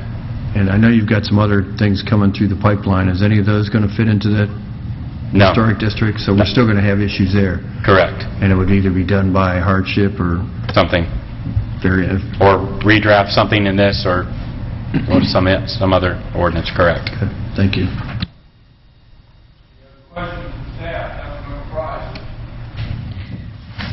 I'm sort of having a hard time just with these definitions, because there seems to be a whole lot of overlap, and I know we've got 10 and 10 and 10 and 5 and 20 and 0, but to me they're not distinct very much. I mean, it just seems like our definition of open space and open space landscape, I know that's the old terminology, but I guess the landscape, open space and the amenity space, it just seems like you could almost be one or the other. It's like man-made structures in one and gazebos in the other, and it's like, aren't those the same?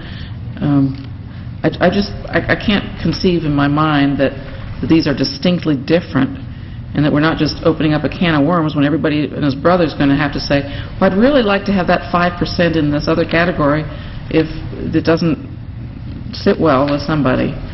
And then what happens? They have to go through a process to get, variance, or why are we being so restrictive? I feel like this is really overkill.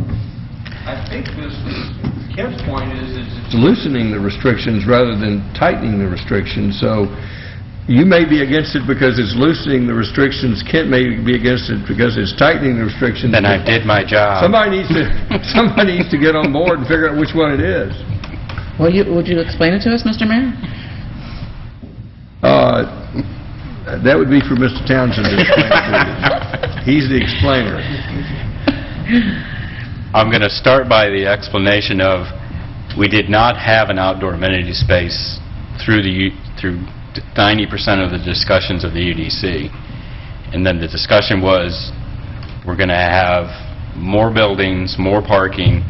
We need pedestrian space that needs to be usable for a pedestrian or accessible by somebody that development indicates. Code Studios was given the task draft us something that fits in, that meets that definition. They gave us outdoor amenity space as it currently is in the code. Then we wrestled for at least 3 or 4 months on a percentage. And a percentage where? And a percentage of how much? And then at adoption, 20% was the number that was chosen by council of outdoor amenity space. Went into effect June 1st, 2014. We're getting close to June 1st, 2015. Staff struggling with, this doesn't fit, that you can't meet this, you need relief of that, for people that were trying to assemble property, people that were using small parcels. And Steve Stroud from Roswell Inc. coming to me almost weekly. How do you get past this? How do you understand that? How does this apply? And said, my frustration was I was saying no. I couldn't get to a dark brown or a medium brown. I was always at dark brown of, it's a no. How do I get to the medium part? I needed to change. These words needed to be modified for my staff to be able to say, your proposal meets code, go to HPC and get an approval. Your proposal meets code, go to DRB, get an approval, and go build. If I'm applying these rules and regulations with the words that are there, I can't say yes. I get to say no. We need to find relief somehow, some way. So it's relaxing the rules? I believe so. And I believe it's giving the relaxing of the rules to the proper locations where we would have been requiring it anyway, and it needs to count as that's what it's being proposed for. Councilmember Price. Well, for instance, on packet page 446 and 447, where we've got the charts. Mm-hmm. So how do they change, how are they different from before?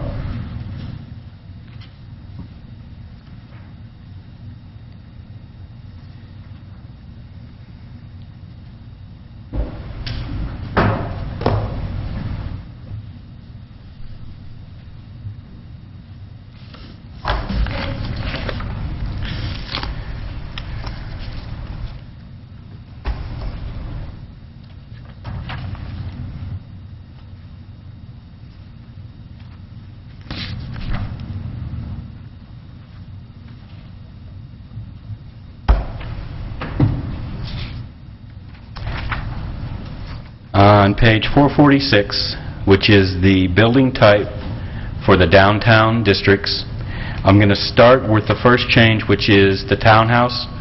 You see where it's underlined in 20%? Yes.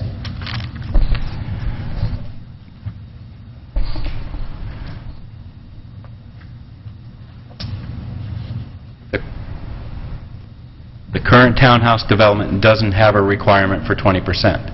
So that's being more restrictive. It's requiring it for that development.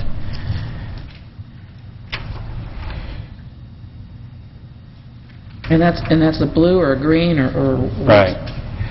For the walk-up flat, the example, it has a requirement of landscape open space of 25%.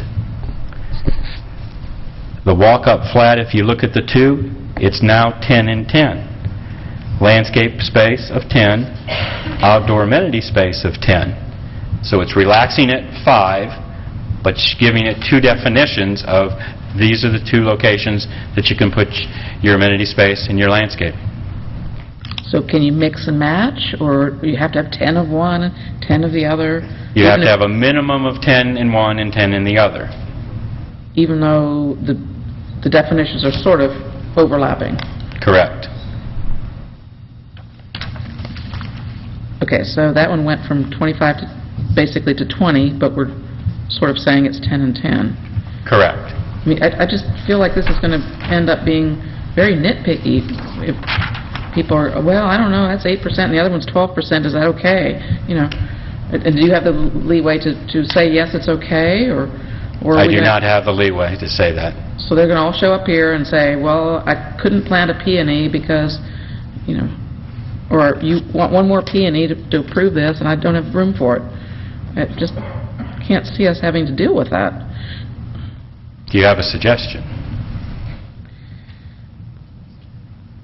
I wouldn't divide it up. I think I would just make it make it one, but I'm not sure. I mean, this is all kind of, it's hard to read because there's these three different colors and they're all underlined, and it's just hard to make sense of it, frankly. Councilmember Diamond, you have some relief.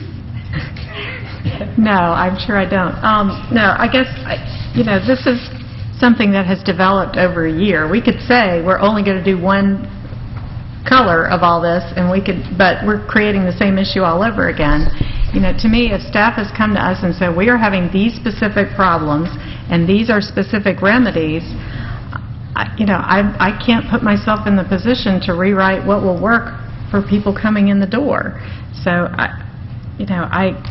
I think it's been thought through. It's not more restrictive all the way across the board. It's not less restrictive all the way across the board. It's a measured, step-by-step alternative to each particular case. So, it is the first reading. I think it might be helpful if we could have this with a column with what it is now. If you won't mind having that to us, that we could maybe have ahead of time that we could look over, that might be helpful. But how we can substitute our judgment for what you guys have been going through for a year, I just don't know that I'm comfortable doing that. So I think at some point we have to trust that staff knows what we're doing and the best way to get done what they know we're trying to do.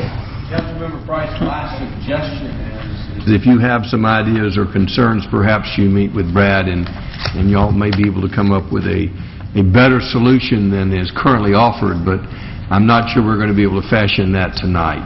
Well, I'm also concerned that one of the reasons that this whole thing came up that we are not addressing, and whether or not we didn't want to address it, or I'm not sure that we've had a good discussion that request was meritorious or not, and since this doesn't address it, I'm even more concerned.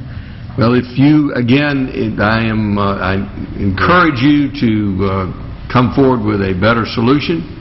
I think we'd all appreciate it, and if you need any staff help on working with that solution, Mr. Townsend's the man.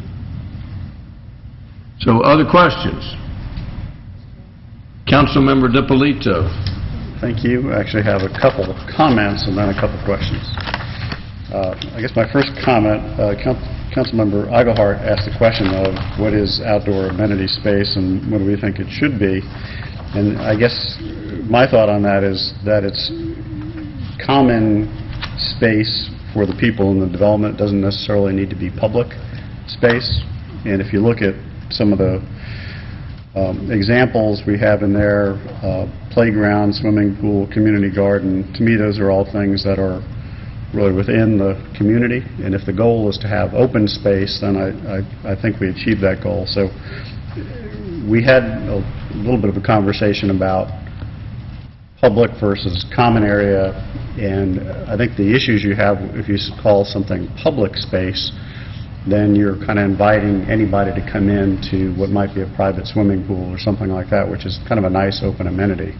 So to me it's a little cleaner if you just leave it the outdoor amenity space really just being, as long as it can be shared among those within the development.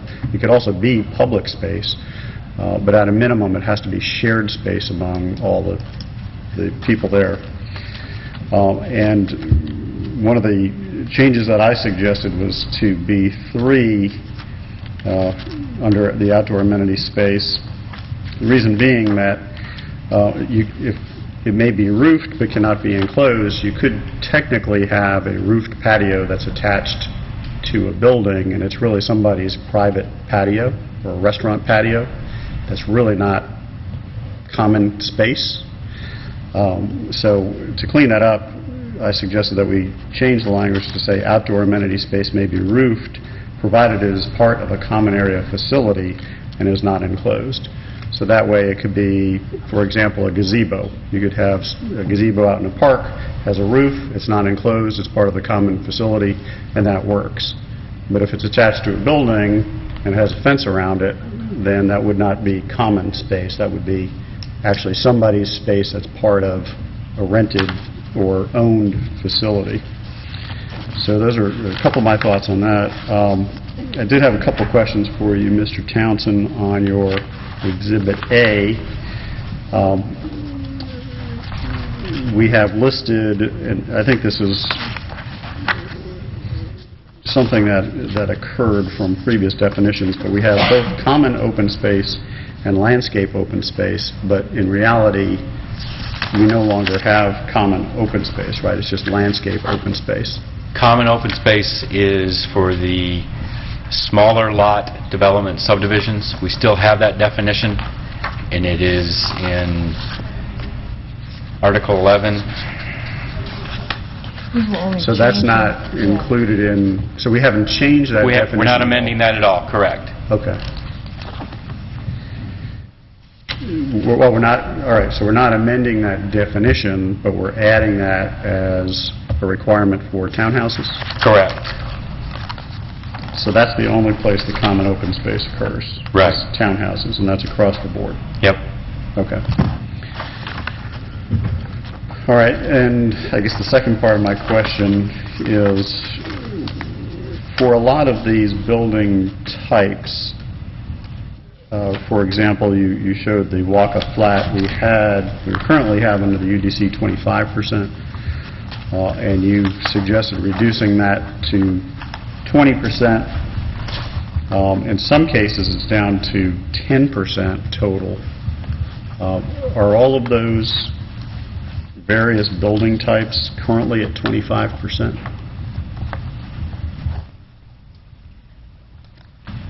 Because it would seem like it's a pretty big leap to go from 25 down to 10. Are you in the DX?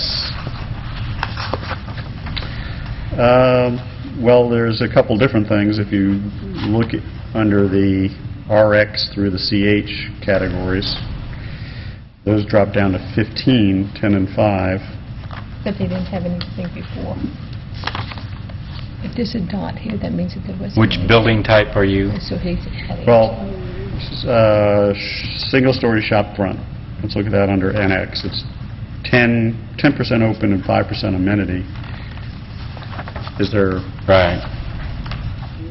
Wouldn't there be a 25% requirement within NX? That's currently a outdoor amenity space minimum at 20%. Okay. And is that true with mixed-use general building and, I guess, those two?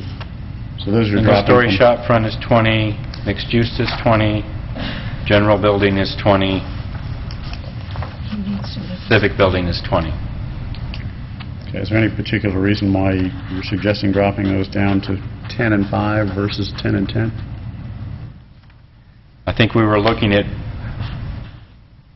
where is the NX on the map, as well as what is currently developed and what would encourage redevelopment to take place in the NX. The NX, it was normally outside of the historic district and usually a C2 old zoning category.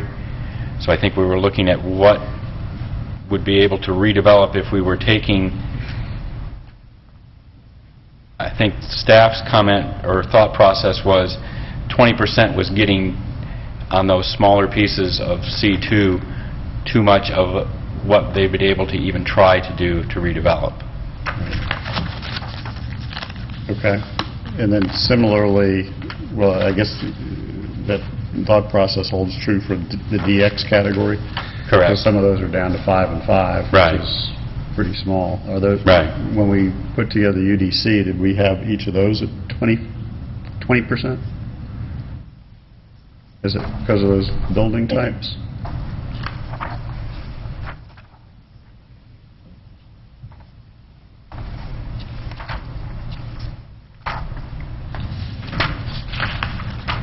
Yes, all those building types were at 20% outdoor amenity space. Okay, I think it would be helpful, I think Councilmember Diamond requested seeing how those changes are from a total percentage standpoint. Correct. I do like the idea of splitting it up. I think that makes sense. I'm sure we're going to have instances where somebody wants to do 12 and 8. We'll have to deal with that. But I like the direction we're headed, at least from breaking it up. I'm a little concerned about the percentages at this point. But I'll weigh in on those when I see them. Okay. Thank you.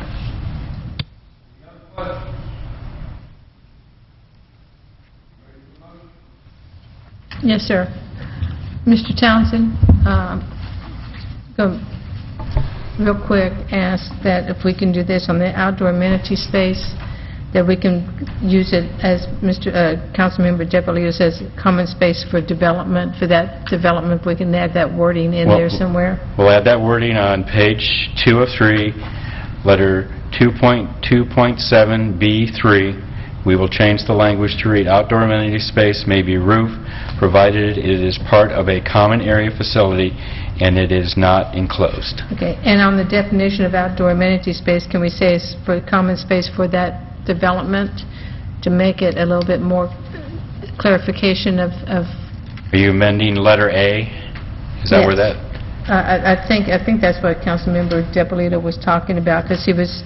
What I was hearing was it would be for it would be common spaces for that development, and I don't see that listed. So if you just can think of that, if that's a good way of doing it, can do it. And this is first reading, so So we'll be amending letter A to language related to common for that development. exactly. If Okay. we could, please, that would be good. So. And, hold on, my motion is going to be to accept the motion to approve the first reading with those 2 revisions Okay. to that, and then I think Councilmember Depolito might want something else. Well, we have a motion. I have a motion, sir, yes, Do we sir. have a second? Second, then you can... Second by Councilmember Diamond. We can entertain additional amendments if the council wishes, but we have a motion and a second to approve the first reading. Councilmember Depolito.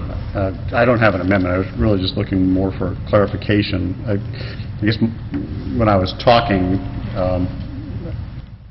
I wasn't necessarily thinking about changing the wording, but that's fine. I think we need to have the ability to have either outdoor amenity space be part of the development, or it can be public space. And that's probably your intent. It doesn't have to be specific to the development, because it might be a situation where you have a development that has a public plaza and that is their amenity. So it could be either one, really. Well, what then I can do is just remove that Okay. as part of my motion, and just have it that we change B3 to the wording that Councilmember Depolito had sent to us, emailed everyone. So my motion is to accept this as first reading with B3 reworded to Councilmember Depolito's email of dated today. Ms. Diamond, is that modification acceptable? Do you second that? Yes, sir. We have a motion and a second. Further discussion by council. Councilmember Price. I will support moving forward on this for the only reason that we're going to remove the requirement that the neighborhood compatibility stream buffer not be considered as it was in the past, and that would be the only reason I'm supporting this. Further discussion? Any additional comments from council? Councilmember Depolito. Was that it? All in favor of the motion, raise their hands. Oh, did you have something to say before we vote? Oh, the general public. Yes. Is there anyone in the audience wishes to comment? No comment from the public. Any further discussion by council? All in favor of the motion, raise their hands. That would be, wait a minute, raise your hands. Let me count them.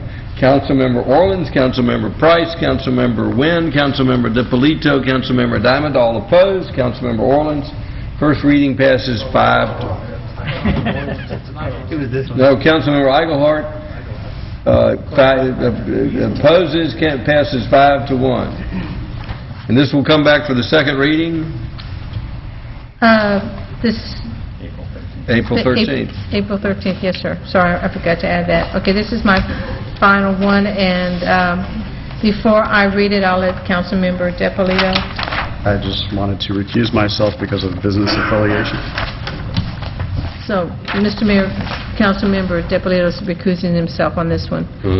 Thank you for that, placing that in the record. So, Mr. Townsend, final plat, Alstead, Phase 1. Oh, who's going to be doing this? Oh, Mark, I'm sorry. Hi, Mark. Hi. Mr. Wolf will be presenting this one.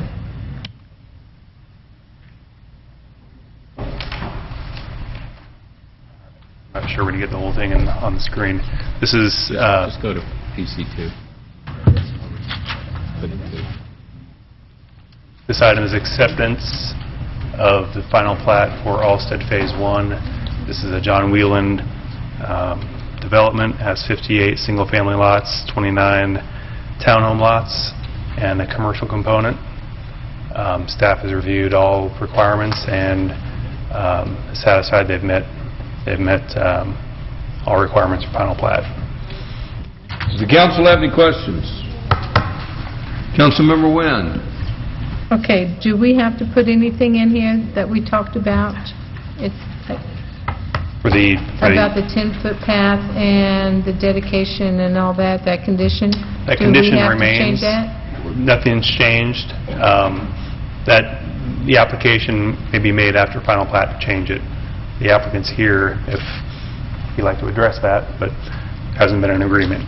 But we don't have to do anything because he changed that before the final plat came to us. It has not been changed. There's been no agreement to change it. If there were an agreement to change it, that would come after acceptance of the final plat. Do we intend to address that at a later time? Yes. When? Once the applicant makes an application to amend the condition. They would initiate that. All right, does the applicant find with the process we're going through, get this approved now, come with amendment later? He's shaking his head, nodding his head yes. He wants to get it approved tonight, as is. Thank you, sir. So if we approve the final plat, he starts to come in to do an amendment to the site plan, am I correct? Yes. Right. Right? Okay. I just want to make sure He's because going to come through amendment to amend the condition on the zoning. So it's an amendment to the Condition of the condition. zoning. Okay, got you. Correct. So, okay, that was my question. Is there any other questions for the staff? Do we have a motion? Motion to approve final plat on Alstead Road. Motion approved by Councilmember Wynn. Is there a second? Second by Councilmember Diamond. Does anyone in the audience have any questions or comments? Any further discussion by council? Councilmember Price. Let me just clarify then, the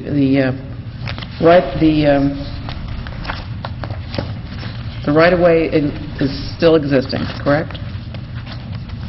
The location reserved for the landing of the bridge exists as the condition, and it is also included as a location on this plat. As it was? As it was. Okay, thank you. Any further discussion? All in favor of the motion, raise their hands. That's unanimous with Councilmember Dippolito having recused himself. Councilmember Dippolito, please return to the dais. At this time, we'll call upon Transportation Department Liaison, Councilmember Diamond, to call the agenda and the two items that were on the consent agenda. All right. Thank you, sir. I'd like to start with number 8, approval for the mayor and/or city administrator to accept right-of-way options for the Hardscrabble Green Loop project in an amount not to exceed $400,000, and approval of BA 230-42200-030915 in the amount of $100,271. And Mr. Eisenbrecht and Mr. Del Ross are here to talk about it. Thank you, Councilmember Diamond, Mr. Mayor, members of the City Council. I am going to turn the podium over to the project manager, Mr. Rob Del Ross, your engineering design manager, to present this item. Thank you, Steve. We're here tonight for blanket approval for the Hardscrabble Road right-of-way. We have put a not to exceed amount of $400,000 to the right-of-way. This blanket approval is similar to the process we used for the Howes-Hembry roundabout project. This would give approval for staff to sign agreements with property owners and avoid having to take them to you individually as they close. We are already moving forward. Staff is acquired several of the driveway easements for this project. With this approval, we can move forward more aggressively and try and wrap this up, hopefully by September. I understand this funding is coming from impact fees, is that correct? The budget amendments from unallocated impact fees of a little over $100,000. Does the council have any questions for staff? Councilmember Napolito. Thank you. On parcels 11 and 26, the large ones there in the middle, there is, it's hard to tell, are we getting right-of-way, a temporary easement, and a permanent easement?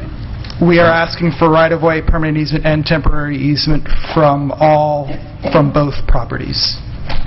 So, all right, so the changes to the intersection are going to require impacts to Chapin Road that far back? So the roundabout that we are proposing at that intersection is being shifted to the southeast from the existing intersection that requires a miter from the corner of parcel 11. What we're also doing is we're doing sidewalk and bike lanes down Chafin, which triggers the impact to parcel 26. Okay, so if we're getting right-of-way, why would we need a permanent easement? We are requiring right-of-way and we are acquiring permanent and temporary easement. We would normally, for slope easement, we would not typically purchase that as right-of-way. When we, on standard transportation projects, we would set the right-of-way line at a foot or two behind the sidewalk, and then whatever is required to build that portion of the right-of-way, we would acquire as slope temporary easement. Okay, so it's a temporary construction easement and it's a permanent slope easement. Is that? The area for permanent easement on parcel 11 and parcel 26, typically we use permanent easement for drainage structures that we would not put in the right-of-way, like a paved ditch that we would be maintaining, but we wouldn't own the right-of-way. So the easement would identify our maintenance obligation? For that case, yes. So can they count that as a public amenity space? And just out of curiosity, what is happening along Hardscrabble?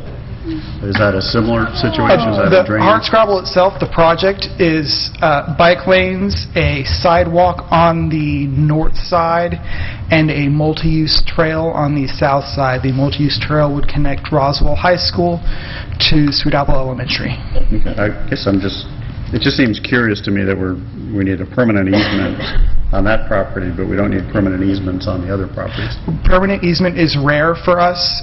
Like I said, permanent easement, when we're classifying whether it's right-of-way, temporary, or permanent, typically we use permanent easement for drainage type of improvements that we would not buy right-of-way for, but that we would maintain.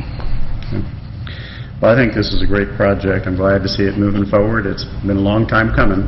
When do we think we'll be under construction? We hope to finish the right-of-way in the fall, so say September, which would put a local let in the spring of next year. And is it probably 6 months construction? Or That's longer than 6 months of construction, probably closer to a year. Okay.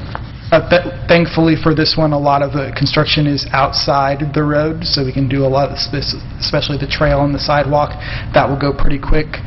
Building the roundabout under traffic with the existing traffic going through there will take longer. Great, thank you. Council, any other questions? Councilmember Price. Two questions. This is supposed to go from King Road to Etris Road on Hardscrabble. So the large parcels in the middle, why is there so much right-of-way and temporary easement on that parcel? Those indicators for the colors, you see the orange and yellow lines and the green shading, that's indicating that the entirety of the parcel is being impacted. That's not showing you where the right-of-way is. That's our way to label the parcel as being impacted for right-of-way or easement. Okay, so is that one parcel or two parcels? Parcels 11 and 26 are, I believe, owned by the same property owner, but they are two parcels. So can you outline just where the trail actually goes? The trail will be up against Hardscrabble Road, very close to the property line. If I can borrow Steve's pen for a second. The trail will follow the property line up against Hardscrabble Road. Again, I'm not sure why the other property is impacted. The parcel 26 is impacted because as part of the project, we have improvements down Chafin Road for bike lanes and sidewalks that we are not impacting parcel 26 as a result of what we are doing on Hardscrabble. We're impacting parcel 26 related to what we're doing on Chafin. Which is part of the loop. Which is filling a long-needed gap from what we are constructing on Hardscrabble to where there is existing sidewalk and bike facilities past, I believe it's Northgate Trace on Chafin going south. Okay, and this will procure all the necessary land for roundabout? Yes. And the location of that is where? The location of the roundabout is approximately, if you can see the existing intersection of Hardscrabble and Chafin where there's a temporary signal there today. The roundabout itself is sliding to the southeast of the existing intersection, closer to the large property labeled parcel number 11 on your map. And we've already approved that in our capital projects. Okay. My other question is regarding the actual construction. There's $3 million allocated from GDOT, apparently. There is. That sounds right. At one point we had 2.5 HPP funding through GDOT. We recently, as of I think about 6 months ago, we proposed to use some of our LMIG money to supplement our local match for that. With this not to exceed of 400, the GDOT money and the previously approved LMIG money, we are basically funded at 100%. So we think that that's adequate to actually construct the project? Correct. Okay, thanks. Does the council have any other questions? Do we have a motion? Yes, I'm excited to make this motion. I had my first child in high school when this was started to be talked about, and they've both graduated and married, and one's almost 30. I would like to make a motion to approve. Motion by Councilmember Diamond to approve the right-of-way acquisition. Is there a second? Second. Second by Councilmember Wynn. Anyone in the audience have any questions or comments? Any further discussion by council? All in favor of the motion, raise your hands. Passes unanimously. Who says we move slow? All right, moving right along. The next item is approval to submit the Historic Gateway and/or State Route 9 Chattahoochee River pedestrian bridge projects to the Atlanta Regional Commission for federal funding. Mr. Asenbach is going to explain all that. Oh, no, Mr. Del Ross is on a roll. Go for it. Thank you, Councilmember Diamond. Mayor and Council, this is an item for staff to propose 2 projects for the recently announced funding call by ARC. The recommendation tonight is based on guidance we received from a committee a couple weeks ago. We are proposing to submit our Historic Gateway project and our Chattahoochee River Bicycle Pedestrian Bridge project as the only 2 projects for this round of funding from ARC. I'll remind you that based on the graphic here and in your packets, there is approximately $100 to $110 million available from ARC over a period of 4 years, with every county, city, CID, MARTA, GDOT, every organization in Metro Atlanta going after these funds, so we will be fortunate to get one of our projects. Councilmember DiPolito. Thank you. We have already contributed on both of these projects financially. Have we already achieved our 20% match? Would that count, or would we have to put another 20% in if we get these funds? For the Chattahoochee Bridge project, we are currently matching 20% the federal earmark. So with this influx of funds, we would be required to kick in another 20% match. The numbers we were throwing around for Chattahoochee Bridge, we were going to be asking for $800,000 of ARC funding. which would trigger a 20% match, which we would propose to split with Sandy Springs. Roswell, assuming ARC approves the $800,000, each city would be responsible for an additional $100,000 of construction funding. Okay. And is Sandy Springs contributing this project to Sandy the ARC? Springs is in the process of discussing with their staff and their council to see if they support this. I'll tell you that we've had positive discussions with their staff, but they have not gotten to the point we are where they've discussed it with council I yet. imagine that would significantly increase our chances if we have multiple cities. Correct. That'd be great. And then as far as the historic gateway? As far as historic gateway, we would need a clarification from ARC and whether the already programmed PE funding would be eligible for that 20% match. Okay. Thank you. We assume the answer to that is yes. Okay. Thank you. Any other questions from council? Do we have a motion? Move to approve. Motion by Councilmember Diamond to approve this ARC application. Is there a second? Second by Councilmember Price. Does anyone in the audience have any questions or comments? Any further discussion by council? All in favor of the motion, raise their hands. Passes unanimously. All right. We have a couple of... Yes. Going back to number 2, approval to restripe Elizabeth Way to a two-way street. Mr. Acebrecht.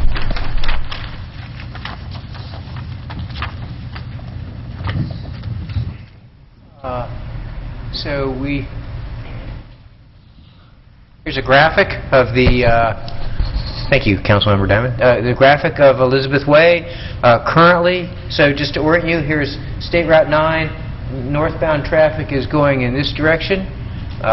Currently, Elizabeth Way is one-way westbound with a do not enter sign here that will go away.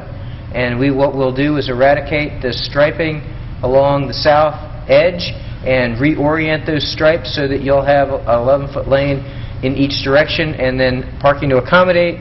The current operational configuration is that it would be allow for a left in, which it does today, a right in, which it does today, and allow for a right out. And we actually had a small change since we showed this to you in the committee meeting, and that was this median island. In talking with the pork chop.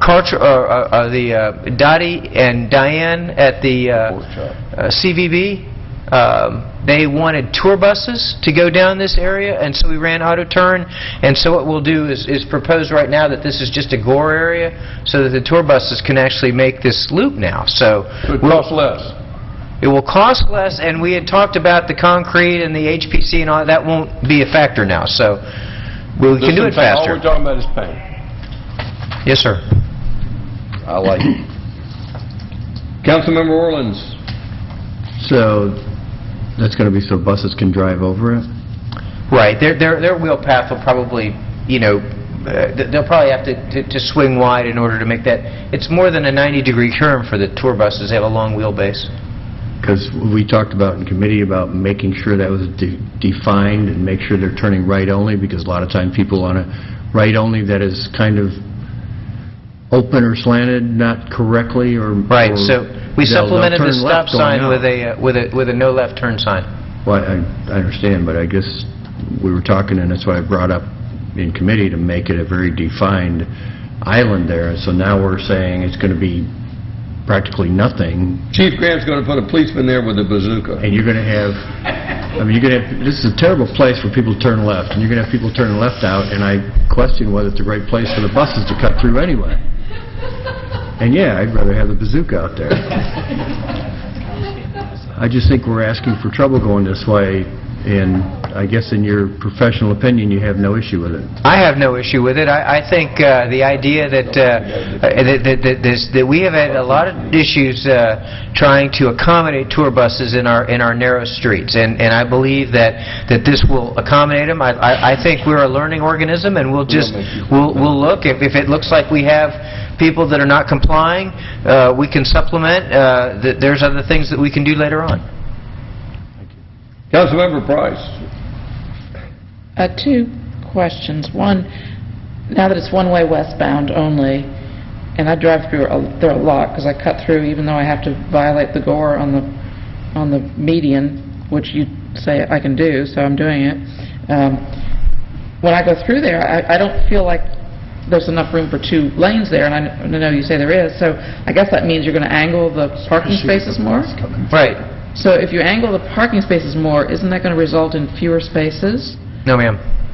It's not. Same number of spaces. They're just turned in a different direction. Right now, the spaces are all lined up to accommodate the one-way flow No. westbound. But even so, to make it wide enough for 2 lanes, because when I drive through there, it's basically 1 lane. It's not... Oh, there's plenty of asphalt out there. It's a big area. Okay, my suggestion then was if the angle doesn't change, well, obviously it's going to be flipped on the Right. south side, but if the angle doesn't change, that's fine. If it does change, could we have more spaces for other vehicles? Golf carts? Golf carts? Motorcycles. Motorcycles. Well, I mean, there's a little gore here that we might be able to, I mean, sure, there might be some space, some remnant areas there that we could... At that Sure. end, yeah, it looks like there'll be unusable space for cars. I think I can fit the 3-wheeler in there. And then my other... Why worry about it? You put it wherever you want anyway. What was my other point? Mayor's privilege. No, it's a motorcycle. It's a motorcycle. Oh, I think I covered both points. Thank you. Okay. Any other questions? Do we have a motion? Sir. Councilmember DiPolito. Thank you. Mr. Asenbrack, you pointed to that spot where there's potential additional parking or leftover area. It almost looks like with a little bit of curb modification, you can pick up another parking space there. We had not planned on, again, low-budget operation here. This is really just eradicating, restriping, and some signage changes. I mean, we can always go out there, we'd talk to Recreation Parks, who owns the park, and we might be able to... Rich, we were saying that until we know what the final plan is on this Village Green, we didn't want to do any... I'm talking about like 8 feet of curb. Well, I mean... You're not talking about a whole lot. So I'll take a look at it. My suggestion is, if we're going to go out there and do that, we can pick up another space. If we can pick up another space, we certainly will. Sure. Might be worthwhile. Well, $100 worth of concrete isn't the way our transportation department works. I understand. It's cost effective. I understand your point. That would need to come back to council. Especially when you have to buy a bazooka. Councilmember Price. I'm sorry, I had forgotten my second point. And my second point was that you're going to be coming to us, or in concert with the City Green project, some modifications possibly of this area. So I'm just hoping that this is not going to require like a future change again. As soon as people get used to this, then suddenly we're going to spring something else on them. No, this is, I don't see, this was sort of an outgrowth of the East-West Alley Master Plan. It's an element that really stands alone. You're right. We're not doing any structural modifications to Elizabeth Way at all. We're just creating the opportunity for an operational improvement that we can do in-house, and the business owners are aware of what's going on. In fact, many of them requested this, so okay. We're just executing what we think is. I know Councilmember Wynn doesn't like the term low-hanging fruit, but it's an easy win for us. And this would just be painted, not resurfaced? Correct. Okay, so it'll kind of look bad. Well, I mean, you'll still see the eradications of the previous stripes out there, but yeah, we'll do the best we can. All right, thank you. Any other questions? Do we have a motion? Move to approve. Motion to approve by Councilmember Diamond. Do we have a second? Second by Councilmember Wynn. Does anyone in the audience have any questions or comments? Any further discussion by council? All in favor of the motion, raise their hands. Passes unanimously. Thank you. And the last transportation item is approval of a license for land use for Roswell North Elementary School. So we have an agreement from Roswell North to maintain the beds. It's March, it's tree planting time, and with your approval, we will go ahead and buy the trees and plant them for this growing season. Does the council have any questions? They will maintain them. Do we have a motion? Move to approve. Motion approval by Councilmember Diamond. Is there a second? Second by Councilmember DiPolito. Anyone in the audience has any questions or comments? Any further discussion by council? Councilmember Price.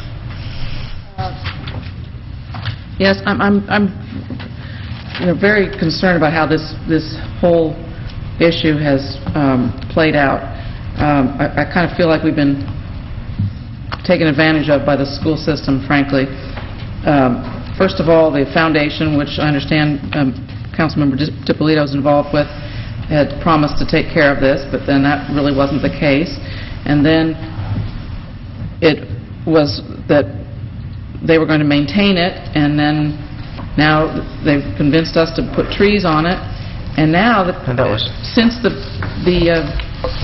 committee meeting, it looks like it's changed even again. It looks like we're going to be required to water the trees for a year, and then we're going to also agree to keep the trees trimmed. And, is that in perpetuity? I guess so. So I'm not sure where the skin in the game is from the school system, because they've just, gotten us to do their bidding at every step of the way here. And also it says that they will keep it reasonably free of weeds. I would propose that we add something in there such as, it will be billed for this maintenance if it's not staying within a reasonable aesthetic look. And also, would the school be responsible for replacing the dead trees, or would the city? I can address some of those issues, Councilmember Price. Let's let Councilmember DiPolito respond first. He had his hand up. Sorry. Thank you. The foundation did not promise to take care of this or to fund it. There was a suggestion early on that we'd go to them and ask them to fund it, which we did, and it is not part of something that they can contribute to, so that was never actually on the table. So that is not correct. And this whole issue came about actually not because of the school. It's because I go there quite often and drive down Woodstock quite often and notice this very long gore in the street that was serving no purpose other than collecting storm water and just running it off into the gutter. So I suggested to Mr. Asenbrack that is there an opportunity here for us to reclaim some impervious surface, put in an island that would be pervious surface, get rid of all that impervious, clean up the street a little bit because it was somewhat unsightly with the gore and people were parking there illegally and it was problematic. So it seemed to solve a lot of issues. And as he looked at it, he realized there's safety issues here because the students are walking along the street, right along the curb. This provided a little bit of buffer between the street and the sidewalk. So there were a lot of good reasons to do this, and that's how it came forward. There was a discussion at one of our committee meetings to get the school to participate and get the foundation to participate. I personally went and talked with both of them, and the discussion was, on behalf of the school, was because it's not city or it's not school property, they can't contribute to it, and it's not within the foundation's purview. So that information was provided before any of this was approved. Mr. Asenbrack, I see that we've agreed to purchase the trees and plant them, stake them, water them for a year, which is our normal practice. That's a standard practice, yes, sir. And the trimming the trees is not an obligation, it's a right. So if we don't want to trim the trees, we don't have to trim the trees. That's it's a public safety function that we perform, Mayor. If we believe that the limbs are in the way, we can trim them, but we have no obligation to trim or maintain these trees after we put them up. That's not what it says in the ordinance, or in the, whatever this is, agreement. It says we agree to keep the trees trimmed. That means we will be responsible to do it. As we are in all trees in the right-of-way. You're correct. We agree to keep the trees, but it's our discretion whether they need to be trimmed or not. And if the tree falls down, we have to cut it, but we don't have to replant it. It's no different than any other tree in the public right-of-way, Mayor. I believe it's a compromise, and I support it. We'll plant the trees, and trimming them isn't a big obligation. If the school does not keep the bed reasonably free of weeds, since there's been a reluctance on the part of the foundation to be involved with this, what is our recourse? We will then be required. I mean, how can we require them to pull the weeds, but not require them to trim the trees? perfectly legitimate, in my opinion, that I wouldn't want them trimming the trees. Do we have any obligation to mow the grass in this licensed area if they don't?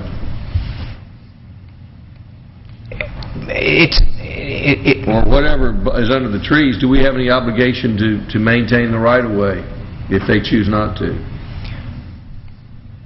Yes. Possibly. But I believe that they will honor their agreement, Mayor.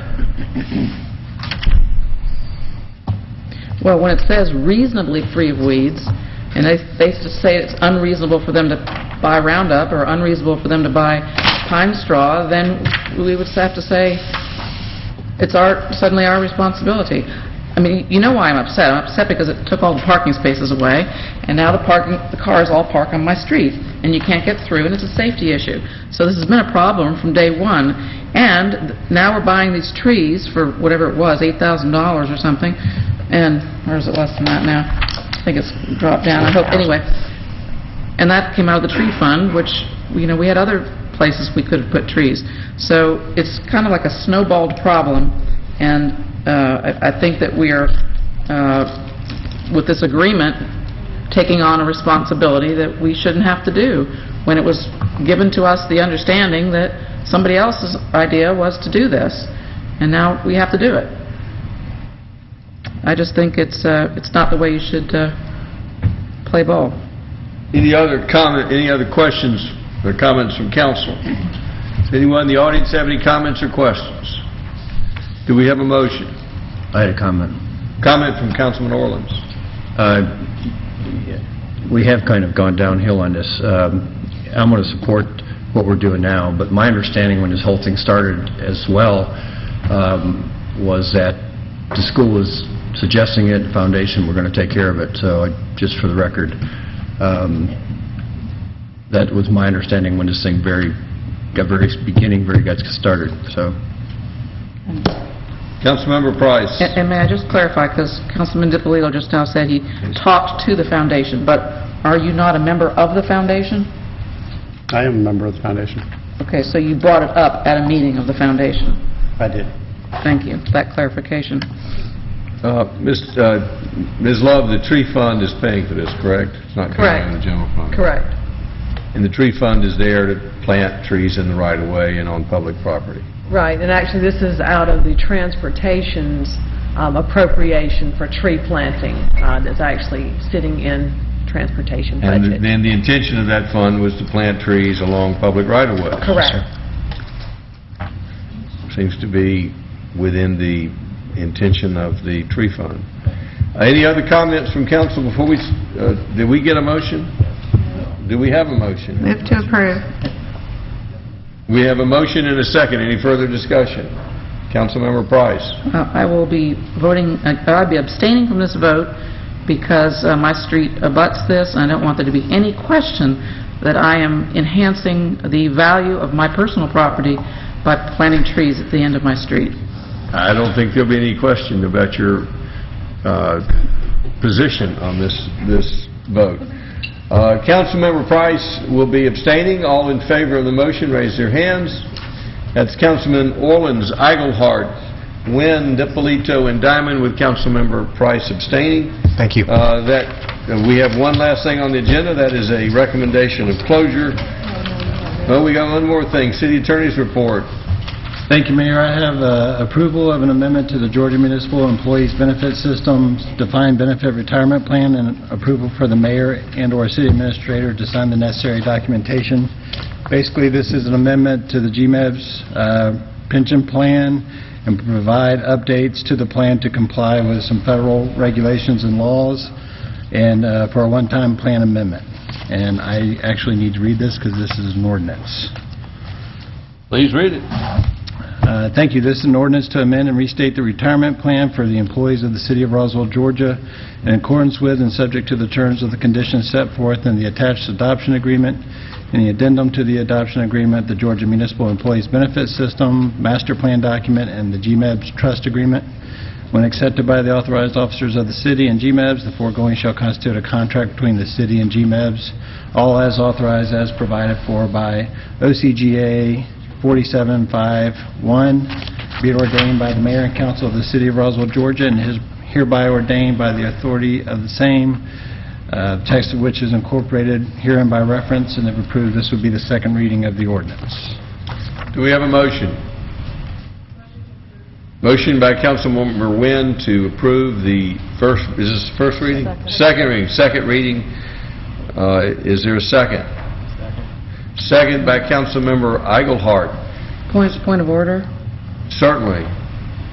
Was this not the same item that came up at the last meeting that we determined to go back to committee to discuss?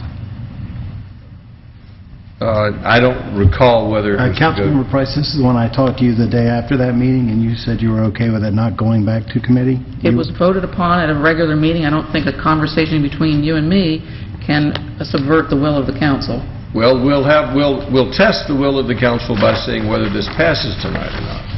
We have a motion and a second. Then they have voted previously that this would go back to committee, so if they want to... Then they can vote it down if they want it to go back to committee. We have a motion and a second. Does anyone in the audience have any questions or comments? Any further discussion by council?